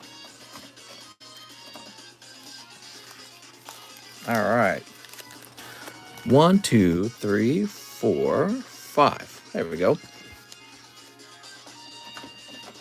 This is when the Charmeleon gets pulled, right? So why don't we start by... I say we start by going through this box of Battle of Chaos. That sounds the most fun. For real, dude, I miss you, bro, says Water. What's up, man? We still stream every day, but it's during lunch and dinner time in the daytime. We do a little daytime stream. It used to be the late night stream. Now it's the daytime stream. Mister, how's life going? I heard you're getting help with the business. Yeah, we got a guy. He's coming down from Hawaii, and he's going to help out with card encapsulation and probably with shipping, too. I'm setting him up with the shipping table so that he can ship your cards out for me, and I'll make sure he learns how to ship the cards really well. Sleep. And, yeah, I'm excited for that because I'm still overwhelmed with work, and really I'm not able to expand the card grading into a larger business of its own because before I can do that, I got to have help. Got to have a team. And by the time the team is larger, we'll be ready to expand at that point. Can't really expand before then. My whole job is running the stream. That should be my main job. And honestly, I should have a serious business partner running the grading. All right, there we go. So, Mr. Emiliano, what do we got? Oh, one of your packs sliding down. That's what we got. Battle of Chaos. Here's Nordic Smith. Here's White Relic. I'll be your business partner, mister. Well, head right on over. Here's Vampiric Ghost. Do you think people are born with a hard work mentality, or is it learned? I suspect that it is. I think you're born with it. You know why? I have a lot of siblings. You guys know I'm from a family of 11 kids, and they didn't all turn out like me. They all turned out different, but they were all raised the same, right? So I think you're just born very different from each other. Vision with eyes of blue, you know? My only condition is that you allow me to work remotely. If only it could work that way. You inspire me to push on my collection. I'm glad to hear that. You really ought to. Card collecting isn't just a fun thing for kids anymore. It's a more serious endeavor these days. But yeah, oh, here we go. What did we get here? Wow, that looks really cool. You've got Ice Jade Cosmoshler. I have no clue what that is worth. I feel like we should look that up. TCG player, Yu-Gi-Oh. See, I never know the price of these things.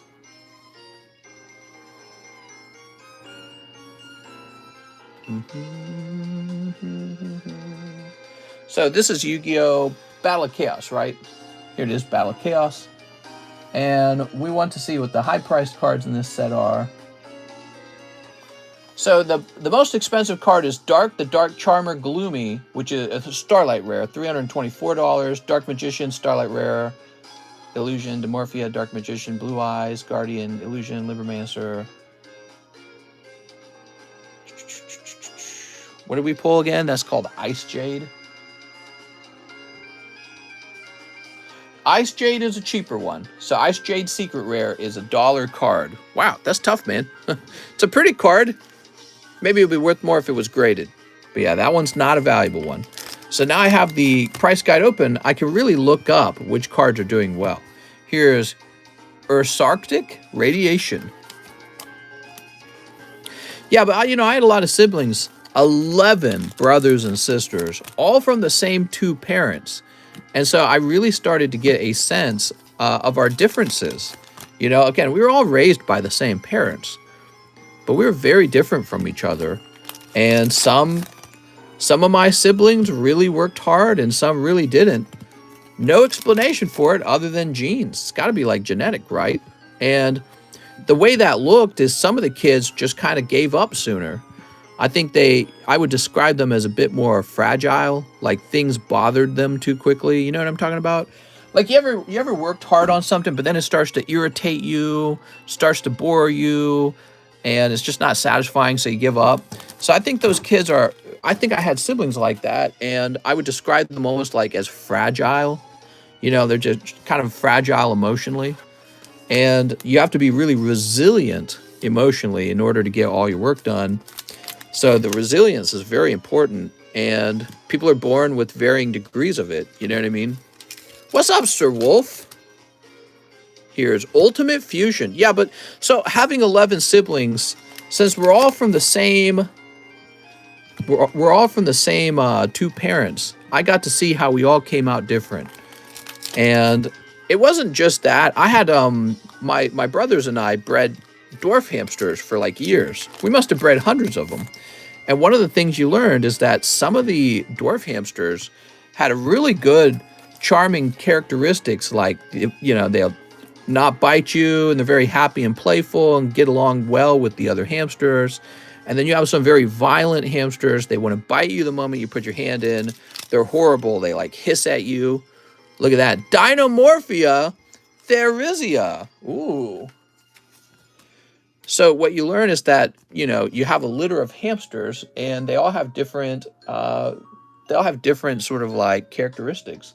Humans are just like that. So this is a decent card. This one goes for about $17. But you know what? That's not going to earn you the value of the box back. People only grade high rarity Yu-Gi-Oh cards, Ghost, Starlight's Ultimate Collector Rares. Okay, what do we got here? We've got Ice Jade. I bet you if I graded lower rarity cards, they would still sell. Just saw the opening of my Emissaries of Light earlier. Woo, thanks for the lunette. No problem, man. Glad you got it. Here's Magic Kuribo. Very cute. Been here years, never heard about the hamster farm. Yeah, when I was young, my brothers and I had a bunch of brothers. We started breeding dwarf hamsters, and my parents were fine with this. I think they almost looked at it as sort of like this very natural thing that we got to experience and experiment with. And I learned pretty quickly that hamsters have strong differences in their personalities that's linked to their parents, right? So if you take a hamster with a good personality trait where it doesn't bite you and you have it have children, guess what? The children don't bite you as much. Whereas if the children were born from two parents that did a lot of biting, guess what? The kids were very likely to bite. And so you could see that people were basically, not people, the hamsters were basically just inheriting their parents' personality traits. And I believe humans, we're not so special from the animals that we escape this, sort of like genetic inheritance. I think that it's more fundamental to our personality than anything else. And we just don't like to talk about it because we call it like eugenics or whatever negative stereotype we use for it. But it's probably a fact in science that you just, whatever your parents were, or somewhere down your family tree, you inherit some traits from someone in your family. Like, so even if you're not like mom and dad, you're probably like grandma, grandpa, you know what I mean? So that's just how it be. Where do you think every molecule in your body was made from? The DNA. You think the DNA was just randomly made up, just pulled out of the ether? It wasn't. It came directly from your parents and their family tree. That's where it came from. And so, yeah, so it was interesting because some siblings were born socially intelligent. I noticed some siblings were very good at getting along with others. And then I had some siblings that were just like psychopaths. They were just terrible. When you have a big family of 11 kids, you get some kids that are just kind of like goof ups. To just be, very straightforward about it. I had one sister, everything made her cry. She was very mean to everybody. She was very bratty. And she was just so selfish. It's like she didn't understand anyone but herself. She only understood herself and her needs. And if she didn't get them, she screamed and she cried for days. And everything just upset her so quickly. They had another sister who was like a year apart in age from her. She was nice, faster at math. She was just better at math. She was nice, better at math. You didn't have to like teach her how to be social. She already was social. And she was just kinder to you because she just knew that's how it works. Nobody had to teach it to her. It just was that way. So having experienced that in a large family, I came out with an opinion of people that you just are whatever it is you are. There's no point in me trying to make you some way or convince you to be some way. You just are whatever you are. So that's my perspective on people. It's also one of the reasons why I think picking out your partner is such a serious competition. We're still in the wild. So picking a partner with a pleasant personality, intelligent, charming, whatever you want to describe it, is very important for your children. Where are you in the 11? So I'm the third child, and I'm the oldest son. So that's where I'm at. I have 2 older sisters. Hey, look at all this, which means I saw most of the children born, but also, I was very acutely aware of my older sister's personality traits, right? So I had 2 older sisters. I had one sister who was kind of like a mother hen type, very nice. She's a pushover. She will help you no matter what. So she's just very nice, very compassionate, very empathetic. The oldest sister, very authoritative, and she enjoys debate, and she's very much into like conspiracy theory, and into politics and socioeconomic things and religion. Very religious person too. And then I'm sort of like I would describe myself as different from both of them as well. So I would describe myself as fairly strategic with whatever I was doing at home. I would think a lot about it. Very good at video games. I would beat everyone at video games. My siblings would come to me and ask me to ask our parents for things because I was just better at speaking than my other siblings. So if we wanted something, we would have to convince our parents to give us that thing. And instead of asking themselves, they would literally come up to me and be like, hey, will you ask mom and dad for this? And they would tell me, they're just like, you ask better. And I'm like, all right. So we just had all different personality types. And you learn that it wasn't the upbringing. It literally, you're just born some way or another, and that's it. Wow, mister, we're all alike in that regard. Let's see what we got here. So, Mr. Emiliano, we got, it's the Charmeleon. Now, Zach Patch is trying to pull a Charmeleon. Mister, what's the leader? I would say my oldest sister was funny enough, when she got old enough, it's like she retired from that sort of leadership responsibility role. She didn't want anything to do with it. She wanted to be left alone when she got old enough. And then, it was kind of my turn at that point. What do we got here? Wow, that was a rough round, Emiliano. So, from the sticker packs, you didn't do so well. We got Wheezing and we got Professor Oak. That's a rough round in the stickers. You think the stars have something to do with it? I honestly think it's just genes. I think you're born with different brains. I think we are our brains, right? Your entire personality really is just your brain. Your brain's a physical thing that you're born with, and you're born with different brain based on which genes you got from mom and dad. So I think that's all it comes down to. Now, your upbringing does play a big role in a lot of things about you, but you still got that fundamental physical brain that you got from mom and dad. So, Mr. Emiliano, let's find your bag.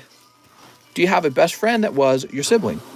Yeah, I liked my sister so I had the 2 older sisters, and then I had the sister who was just above me in age. The one I described, she's kind of like a mother hen kind. Very good person, never felt too bad about her. We don't have a lot in common though, so I don't talk to her very often. And, but yeah, she's a nice person. I probably got along the most with her. I think that's true for a lot of the kids though, because she was just very nice. Here we are, Emiliano Urala. All right.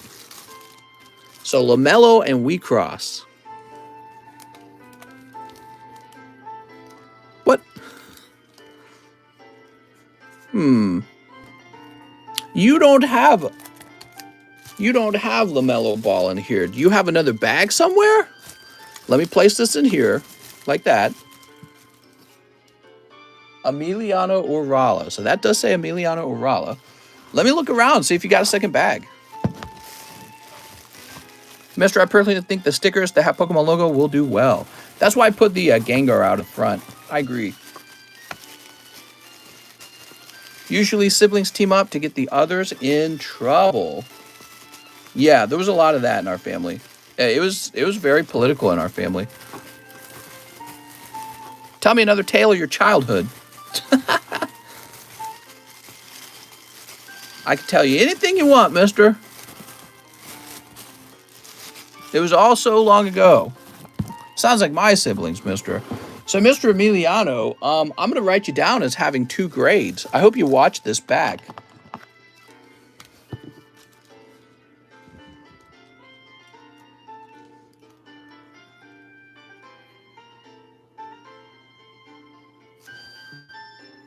All right. Yeah, I'm not sure. I wrote you down as though you had 2 grades there, okay? But I'm not 100% sure if you were requesting grades because I'm looking back on your message. Almost looks like you didn't actually request a grade. There we go. He says, 1 box, Battle of Chaos, TCCG, 2 cards for my bag, LaMelo Wheatcross hit, and 5 Merlin Series 1 things. So we've got your bag is written down such that it has 2 grades available to it. But yeah, I didn't see the LaMelo Ball, so I wasn't sure what you're referring to there. Just wondering if maybe there's a bag that I don't know about. I'll keep an eye on that. Keep an eye out for it. Jonathan Westfall. He says, I believe I have a bag. It's been a while since I ordered One Top's first movie. All right.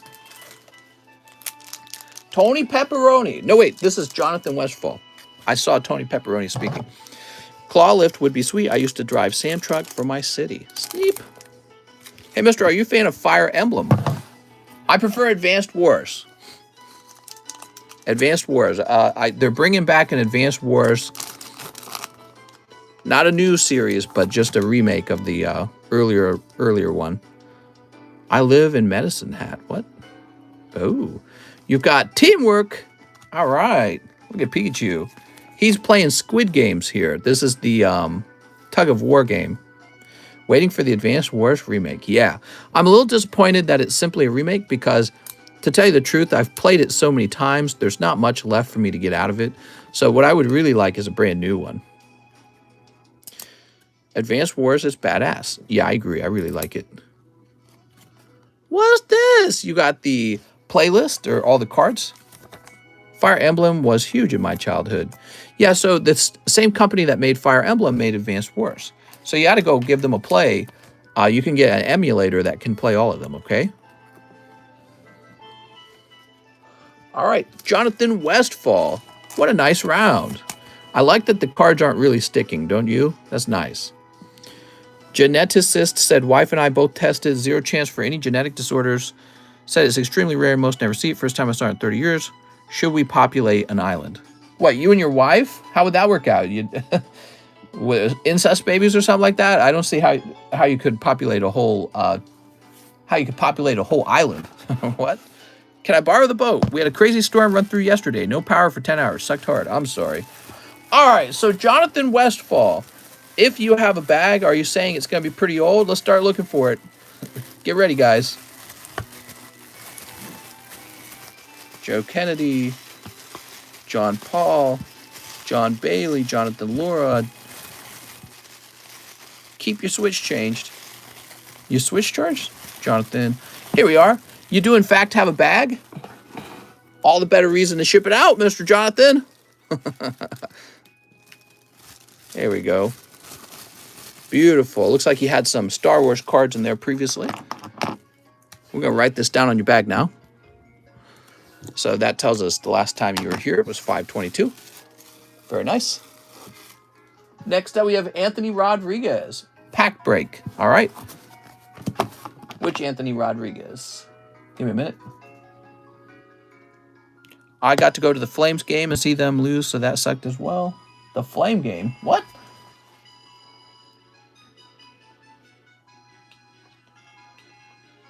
So this is Anthony Rodriguez 49. All right.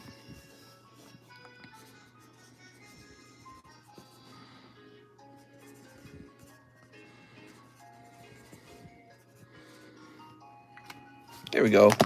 Me, mister, I think it's 4-9. So let's see how far along we are. 1, 2, 3, 4, 5, 6, 7. All right, just keep in mind if the pack break finishes on the daytime stream, that's when we're going to open it, okay? We're still stream every day, everybody, but we stream during the daytime now. So the stream times have changed. Hope you guys will join us. So Steve Scapo says 2 Dark Phantasmas. You got it. It's Steve's turn. 1 Pokebro, 1 live custom. Haven't ordered in a bit. Let's snipe. All right, you got it. So 1 live custom. Oops. Ah, it's cold. How about them Pokebros? 1 Pokebro. Oh, that's kind of cool. So this is not in perfect condition, but this is actually a banned vintage card. It's the Moo Moo Milk Japanese banned card. It's kind of neat. Scataboo Escape Boy. Scataboo. Scatabing, scataboom. I'll never buy a Ford, says Real Anthony. What's wrong with Ford? Actually, I think Ford, didn't they just miss like their earnings or something like real bad and then their stock blew up or something? Enamorous? No, you know why their stock fell? It was because of the recall. They had a major recall and as a result, their stock fell really hard. I was actually thinking about buying some, but then I was like, nah. Pokemons. All right, cool. Mr. Steve. Where am I going to find Steve Scatabo? Scatabooey. Scatabing, scataboom. Maybe not in here? How about in here? Oh, I found you. All right, thanks, man. Sorry about the live custom being cold. German cars only. Das Autos. Nah, man, I'm sitting all night. Hardest part is staying awake. I don't know, man. My brother had a Volvo, and it was killing him because the German car repairs were apparently much more expensive than Ford. Mike is not American. Oh, is he? Oh, okay, I see. All right, we've refreshed. I think the stream seems to be slowing down for sure. Is that right? All right, there are a few more orders. We have Christine Andrews, and she says, I have a bag. Let's see what 2 more Dark Phantasmas will bring me. 2 more Dark Phantasmas. You got it, Christine Andrews. Those maintenance are expensive. Yeah, I think some cars are cheaper to maintain. I don't know what cars are very cheapest to maintain, but the Volvo was going to cost so much to repair it. Mike says, lol, yeah, I work for an American company. That's cool, man. Look at that, MAGA zone. He's in the zone.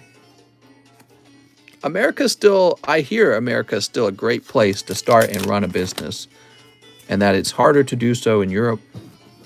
I bet that can change, though. We can change that. All we got to do is eat the rich. It's always funny when people complain about capitalism, they complain about the wealthy, they complain about the wealth gap, and then they get on their phone and watch TikTok to complain about it. They're laying in their bed that was manufactured in, some corporation somewhere around the world. They drive their car. They have a computer. You know what a computer chip is? A computer chip is a rock that we somehow tricked into thinking, and we put lightning in it.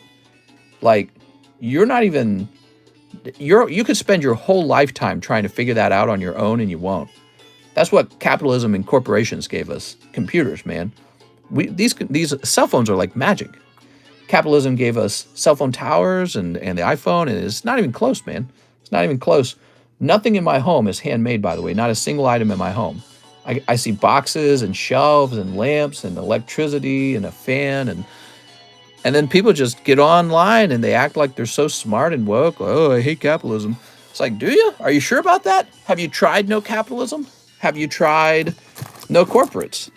Have you tried no corporations before? It's probably not that fun. You probably try it for a day and you're like, oh, back to mud huts it is.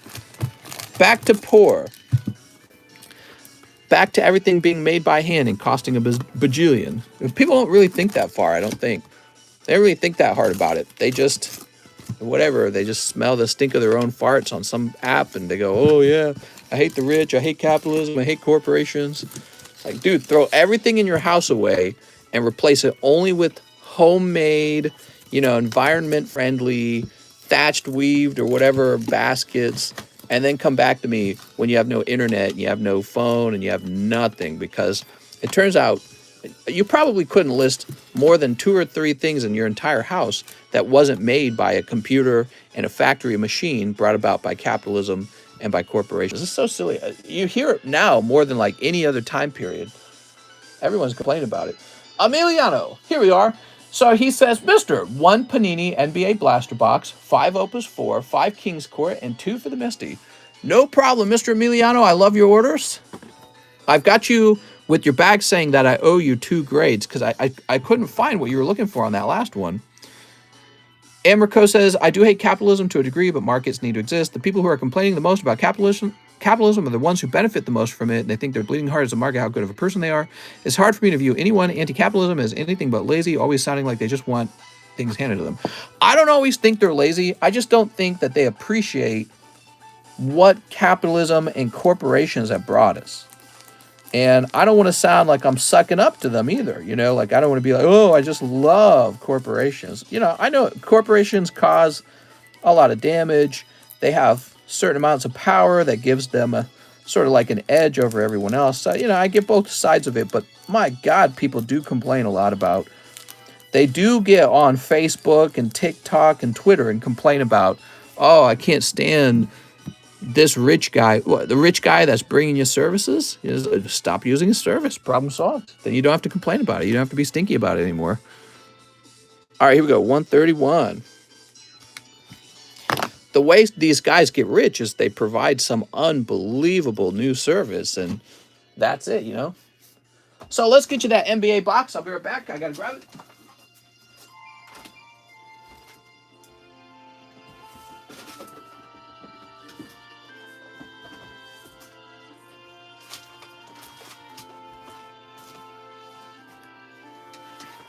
All right. If capitalism didn't exist, we wouldn't be having fun chasing these shiny pieces of cardboard. Yeah, absolutely. 5 Opus 4s. Okay, give me a minute. 5 Opus 4s.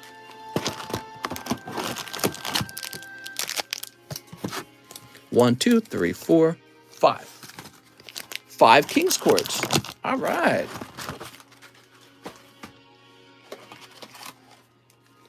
You should go on Randy Chavez's channel. 1, 2, 3, 4, 5. Well, and the latest thing for them to complain about is, oh, exploitation. Capitalism exists to exploit the worker. It's like, okay, well, go quit your job and live in a commune and try to become like a bread or baker or whatever, or just go do your own thing. You don't have to benefit from capitalism. You don't have to benefit from the corporations that make everything. It's like in many ways, you have this guy who creates a system. The system is the work area, right? He buys all the assets, he buys all the materials, and then he says, all right, now I need workers to run the machines. He opens up a job, the job pays X amount, and you're like, why doesn't the job pay more? Well, the problem isn't the guy who put it all together. The real problem is your neighbor. Your neighbor turns around and says, yeah, I'll do it for that much. He says, I'll do that job for that much. So, don't be mad at the guy who put the job together for you. Be mad at your neighbor because your neighbor is ready to take that job at a low wage. And the reason your neighbor is willing to do that is because he values it. He says, yeah, that's worth it. I'll do it. So what you're really mad at isn't the guy who created the job. You're mad at the labor market. The labor market's too big. The labor market's got too many people in it. When the labor market's got too many people in it, you have too much competition for the job, and then the wage that the job pays goes down. But the guy who actually created the job, he's the job maker. He created the system. He created a way for you to produce a product under his machine and to turn a profit from that machine that you share in the profit with. You can also take your pay and buy shares in that company, and all of a sudden you're a partial owner. So, you have ways to participate in a positive way. You can go up the ladder, become an executive, You can invest every dollar into the company, become a partial owner. You could up your skills and say, hey, I can do a more complicated process of the work. All this stuff is available, but instead, you just get all these guys on like TikTok and Facebook and Twitter, and they're like, oh, capitalism exploits me, it exploits me, it exploits me. You know, that's all they want to say. Like they've found this new clever word, exploit, and like they're saying something real smart by saying it over and over again. It's like, all right, well, swap over to communism and see if you get exploited then. Probably not, right? Swap over to socialism. Give half your paycheck to the government. That's not exploitation, right? That's socialism. It's the opposite of exploitation. So what? It's like, dude. And the best part about capitalism is if you're learning how to operate these machines and you're seeing how the guy who created the job, started his company, go start your own company, right? The best part is nobody's trying to stop you from starting your own company. Most work can just be, you can open up a Pizza Hut out here right now. My wife and I drove 35 minutes to get a Pizza Hut. We need a Pizza Hut by our house. So there's always some place that needs to be developed or worked on, or some new company. Start your own pizza company instead of Pizza Hut. Whatever you want to do. There's some place in the world right now that needs to be worked on. And you just got to stand up and say, all right, I'll be the guy who will create the system that'll, start jobs. People just don't do that. They just get on their TikTok account. It's much easier for them to sit on their cell phone that they didn't make, on the internet that they didn't make, using the electricity that they didn't make, and then typing, capitalism exploits me, I hate it. Yeah, I get so tired of that. They really just keep doing it, and it's just like, oh man, it's a bore. It's been going on since I was like 18. You heard people complain about this stuff, but it's just gotten so bad now. It's like, it's all you hear from people. You put in another order, sounds good, man. People just complain and complain and complain. I'm complaining about the complaining. How meta is that? That's on another level. We got Warrior here. It does get to me, though. Ooh, there you go. So, guys, in Opus 4, this is the card you want right here. You want this cloud. And you want it to be a holographic full art. Beautiful card. Mister, complaining is not good for your health. Yeah, I agree. I wish people had a bit more of a positive outlook. Like if you, instead of getting mad at companies for supposedly exploiting, why don't you look at it as, here's a guy who's been clever enough to create jobs. Why don't you get clever enough to go create jobs? Go give somebody a job opportunity and contribute something, contribute something to society. Make some new product or service that makes people happy, makes their pee-pee hard, you know what I mean? You already live in a society where you benefit from all these things we made up. There's always some new thing being made up. Aspire to make something. Finland and Sweden try to join NATO. Who strikes first, Russia or the Vikings? I don't think Russia will do anything. Those countries are too wealthy already. They're way too close to the rest of Europe. I don't think Russia's not that crazy. Or are they? Ooh, you never know. All right, so nothing crazy coming out of that round, Mr. Emiliano, but you have this box of NBA packs, so let's see what happens here. Unfortunately, every opportunity needs a dollar to back it. Right, and it starts small, it really does. Everything you do has to start small, but part of being a capitalist is finding ways to raise capital. You have to find ways to find investors. That's why, these guys who go to California with their tech ideas, they go there and they raise early investors for their little company. And they're like, hey, we're working on this new technology that we're working on, and we want you to be an early investor, a venture fund capitalist. We want you to give us your money, and we'll promise to give you even more of it back. That's just how it works. And those guys will look at your idea and they'll say, I like that idea. I think that idea will be popular, so here's some money. Now, if you got an idea and it's a stupid idea, then yeah, you shouldn't be given any money. That's just how it is. Of course, the government doesn't work that way, does it? The government takes our money and then they just give it to any stupid thing. And that's why the government is so bad with money. And for some reason, we don't punish them for that. We just go, vote them back in. Something abortion. You know what I mean? All right, here it is. Emiliano. We got Anthony Davis, Lou Williams, Devont Graham, and Obi Toppin. Yeah, you can have someone in office who does an atrocious job with your money, and he just gets voted back in. It's so silly. That should be like the #1 way any president is chosen. Shouldn't be based on anything emotional. Should be based pretty strictly on how well they handle finances.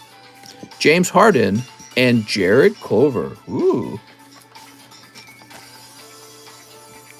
Very good. Next pack. We have Derrick Rose, Kira Lewis Jr., Onyeka Okongwu, and Bradley Beal. Ooh. Waiting for those big hot ones to come out, right? Come on, LaMelo Ball. Duncan Robinson, Udoku.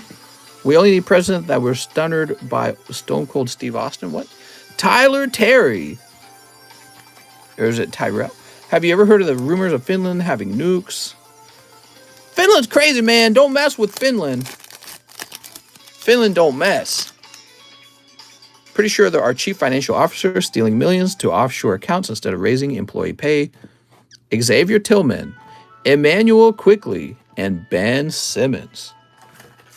Each person should try to pay less taxes as long as they're doing so within the legal confines, the legal rules. So you can't get mad at any person for avoiding taxes as long as they are simply using the existing rules. If you're mad at how they avoid the taxes, get mad at your politicians for allowing those rules to exist. There we go, Mr. Emiliano. I read Emmanuel Quickly earlier. Emiliano Orala. Let's get these cards back into their sleeves. I almost called you Emmanuel Orala.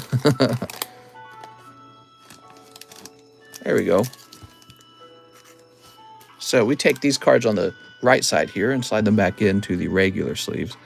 I'm allowing everyone and anyone to come to Texas. I'm on my way. Texas has one thing, barbecue.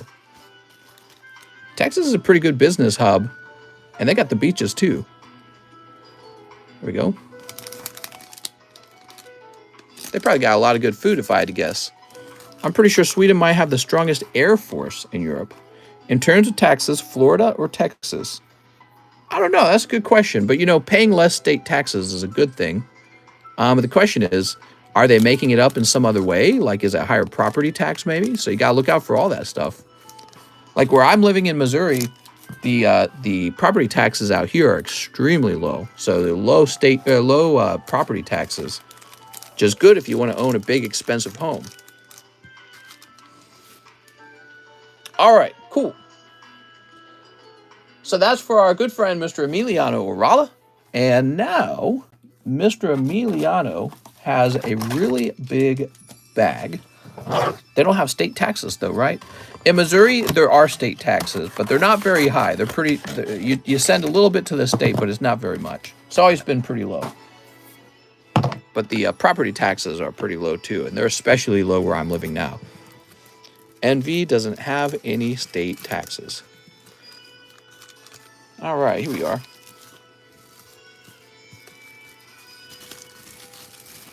There we go.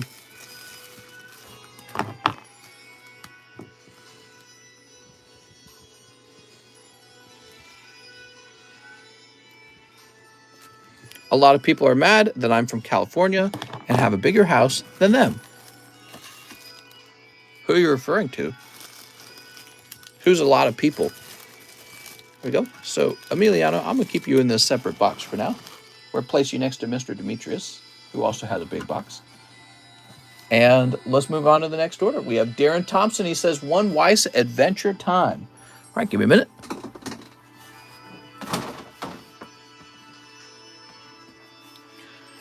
Cali gang, the Texans. The freaking Texans, dude.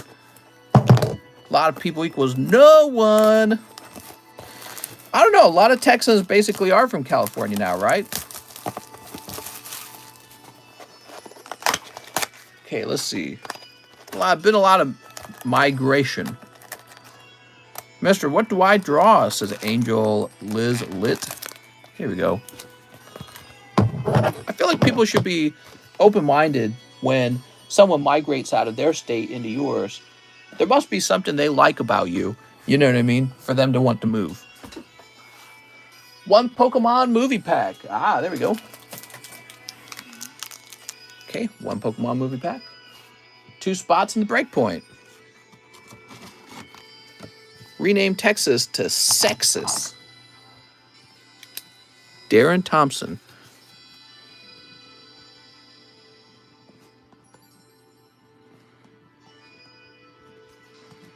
There we go.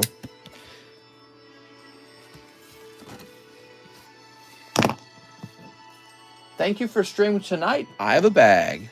All right, sounds good. And you're welcome. Well, thank you everyone for opening packs with me. I appreciate it. You know, when you guys open packs here, you give me a job. So I really appreciate that. All right, let's see. There's BMO. He's so cute. Jake the dog. So no crazy hit in that pack. Try and give you another cute card there. There we go. All right. I think there's a lot of fear with all the migration between states that people coming from another state like California or New York are going to flip your county blue. I suppose it's possible, isn't it? You know, hopefully that's not what happens. I feel like if you're going to move into a new state, wouldn't you want to adopt sort of like the political culture of that state? Why would you want to bring the same policies with you if you actually left the place you used to live? You know what I mean?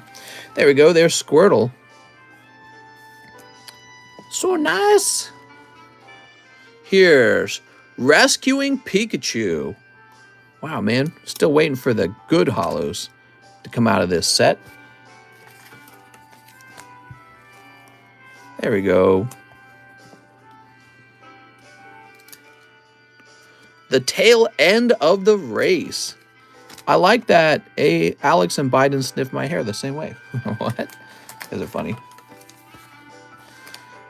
Boy, I like that Squirtle sticker card. That's probably my favorite thing here. It's pretty wild looking. Yeah, I wonder how many people are going to vote Republican after they move. Maybe some of the people leaving a place like California, maybe those are Republicans, you know? And they're like, look, I'm a Republican living in a very blue state. I'm going to head out to Texas because it's a red state, you know? Or maybe it's taken them a while, but maybe they've become Republicans. They're like, you know what? I no longer believe in these other older ideas that I used to have. I don't think they work. I'm out of here. You know what I mean? Elon Musk is a good example of that because I think in the past he probably would have just called himself a Democrat. And now he's saying that he's going to vote Republican for the first time, and he moved to Texas. You know what I mean? Let's see, David Draven, Mr. Darren Thompson. Where's your bag? California. Hey. Here we go. Oh snap! I didn't even see that there was bot spam. I'm on top chat. Oops. All right, I'm in live chat now, so I'll be more aware if there's more spam. Snippity snap. There you go, Mr. Darren. I've been here for 10 years. I should be accepted. Next up, we have Inpeng Sengfilet, and he says, "One pokey, bruh." He does this. I'm just looking, no worries. All the rich people moving to Texas or Florida because the taxes are way cheaper than California. That makes a lot of sense. That's how it should work, really. You know, if you can raise your taxes, you should. And if it causes all of your people to flee, well, that's the cost of raising taxes. So there's a point where raising taxes it has a reverse effect. It actually causes you to collect less money. What's this? Inpeng Sangvalet with a beautiful hollow snuggly Snorlax. Ooh. Now, just to be clear, that unfortunately is a cold pull in that box, but he's still a really nice cold pull. How sweet. All right. Gradable, in my opinion. Okay, now we have Sergio Espinoza, bulk grade for ran on one of his ponies. Is this really happening? Ran, somebody is grading one of your ponies for you. Unbelievable. So I guess I don't know. So technically this holographic one's probably more valuable, but this one seems like the one Rand would like better. On the other hand, this is very thin on the left versus the right. How about this one? Yeah, this one has a better centering. I'm going to send that one out. All right. I'm loving it. Can I have a free one? Says Angel. So give me a moment. I'm going to have to grab more semi-rigids. I think Rand has a semi-rigid right now.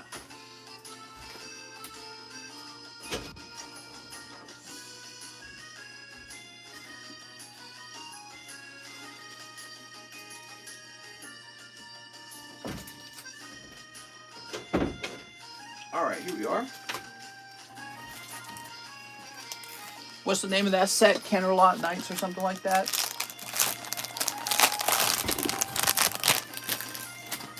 Okay, we'll put these over here. He's full mast. There we go.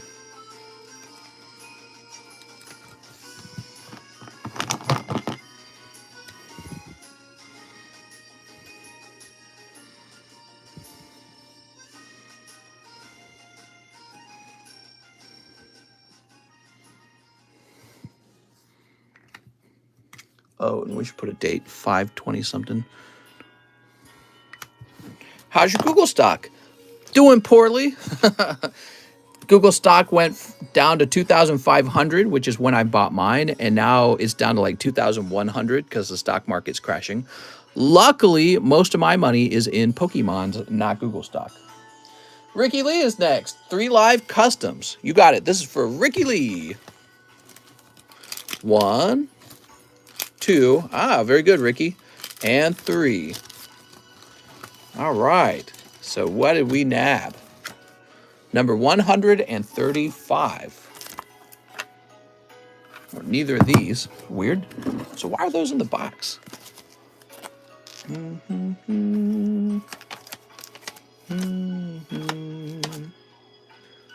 Uh-oh. I don't even see it, dude.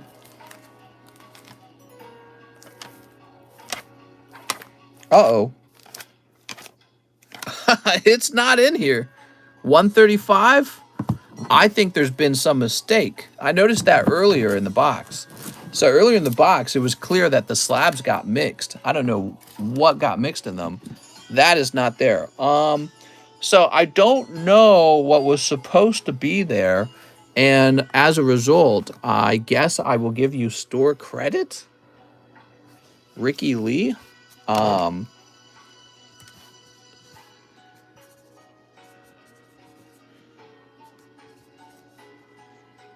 The biggest Diglett was his. So I'll go ahead and give you $100, I guess. There you go, Ricky Lee, $100. Do whatever you want with it. There was some kind of mistake in the box. It seems that a slab was supposed to go in there that never went in there. All right, you have $100 store credit. Now we'll go ahead and refresh. You can also use that to open 5 new live customs if you want to keep going in the live custom box. But yeah, some slabs missing. I don't know what's going on. Now we have Is Alyush Ibrahim. 1 celebrations. All right. 1 dark phantasma. Mister, I have a bag with the Reshiram in it. All right, let's find it, man. Sleep. Yeah, I got no clue. If you see a slab, you can always spend that on that or just do whatever you want with it. You could jump into the large. You could open 5 Pokebras in a row. Oof, that's cold, man. Cold round, Mr. Alyush. Did Prune Juice Lady get into the slabs? I found out who she was.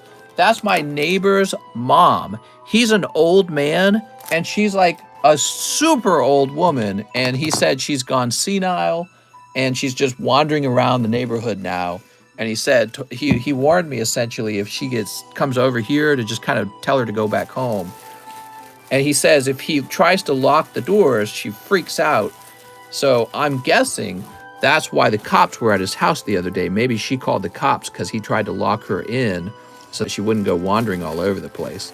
That's the prune juice, ladies. It's my neighbor's mother, and he's an old man, and she's super old. All right, sorry about that, Alyush. No crazy around there. We have Evan Stanichuk. He says, I'll take the pincer. Cool. So do I PayPal a new order? Yeah, so you do a penny order now, okay? You send over 1 penny, and then you attach a message saying how you want to spend your store credit. Simple as that. I think I spelled your name wrong there. No, I didn't. Now we have Mr. Steve Scatabooey. 2 live customs for Steve. You got it, Steve. 1, 2. Hey, there you go. Pretty good, actually. Okay, place this over here. So this can't be an expensive one. It says 23 on it. Let's see if we can find out what that is, because something is not right in here. Oh, I see what it is. There's some slabs that have been, like, skipped over. That's not right. Weird. Maybe you could hire a prune juice lady to help with the carts. All right, Mr. Steve, you pick up this beautiful Topps Chrome 2000 Ekans. I think I'm going to call no more orders here for the night because it is 2:08 a.m. and I better head off to sleep, okay? There you go, Mr. Steve.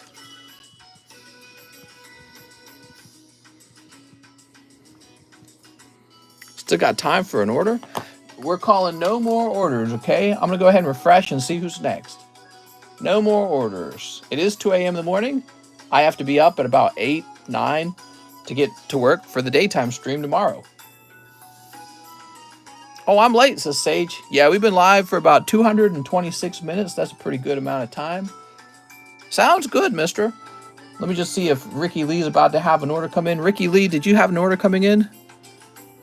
Did you guys know that Ekans backwards is come? What? It's okay, guys. He will stream tomorrow. That's right. We've been streaming for 3 years, everybody. And we go live just about every day. Dang, I was going to send a live custom. I just got here, but I still love you, mister. No problem, Mike. Thank you so much, Mike. Yeah, so it looks like we're wrapping up right now, in fact. I just caught the list up. No, mister, I'll wait for tomorrow. Perfect. All right. I had a lot of fun, guys. We do daytime streams now. That's why you don't see me so often, but I'm actually working harder than ever. We still stream for like 5 hours every single day. And but now I take weekends off and I stream in the daytime because my doctor was worried about my health. All right, so have a nice night, everybody. I'll see you soon.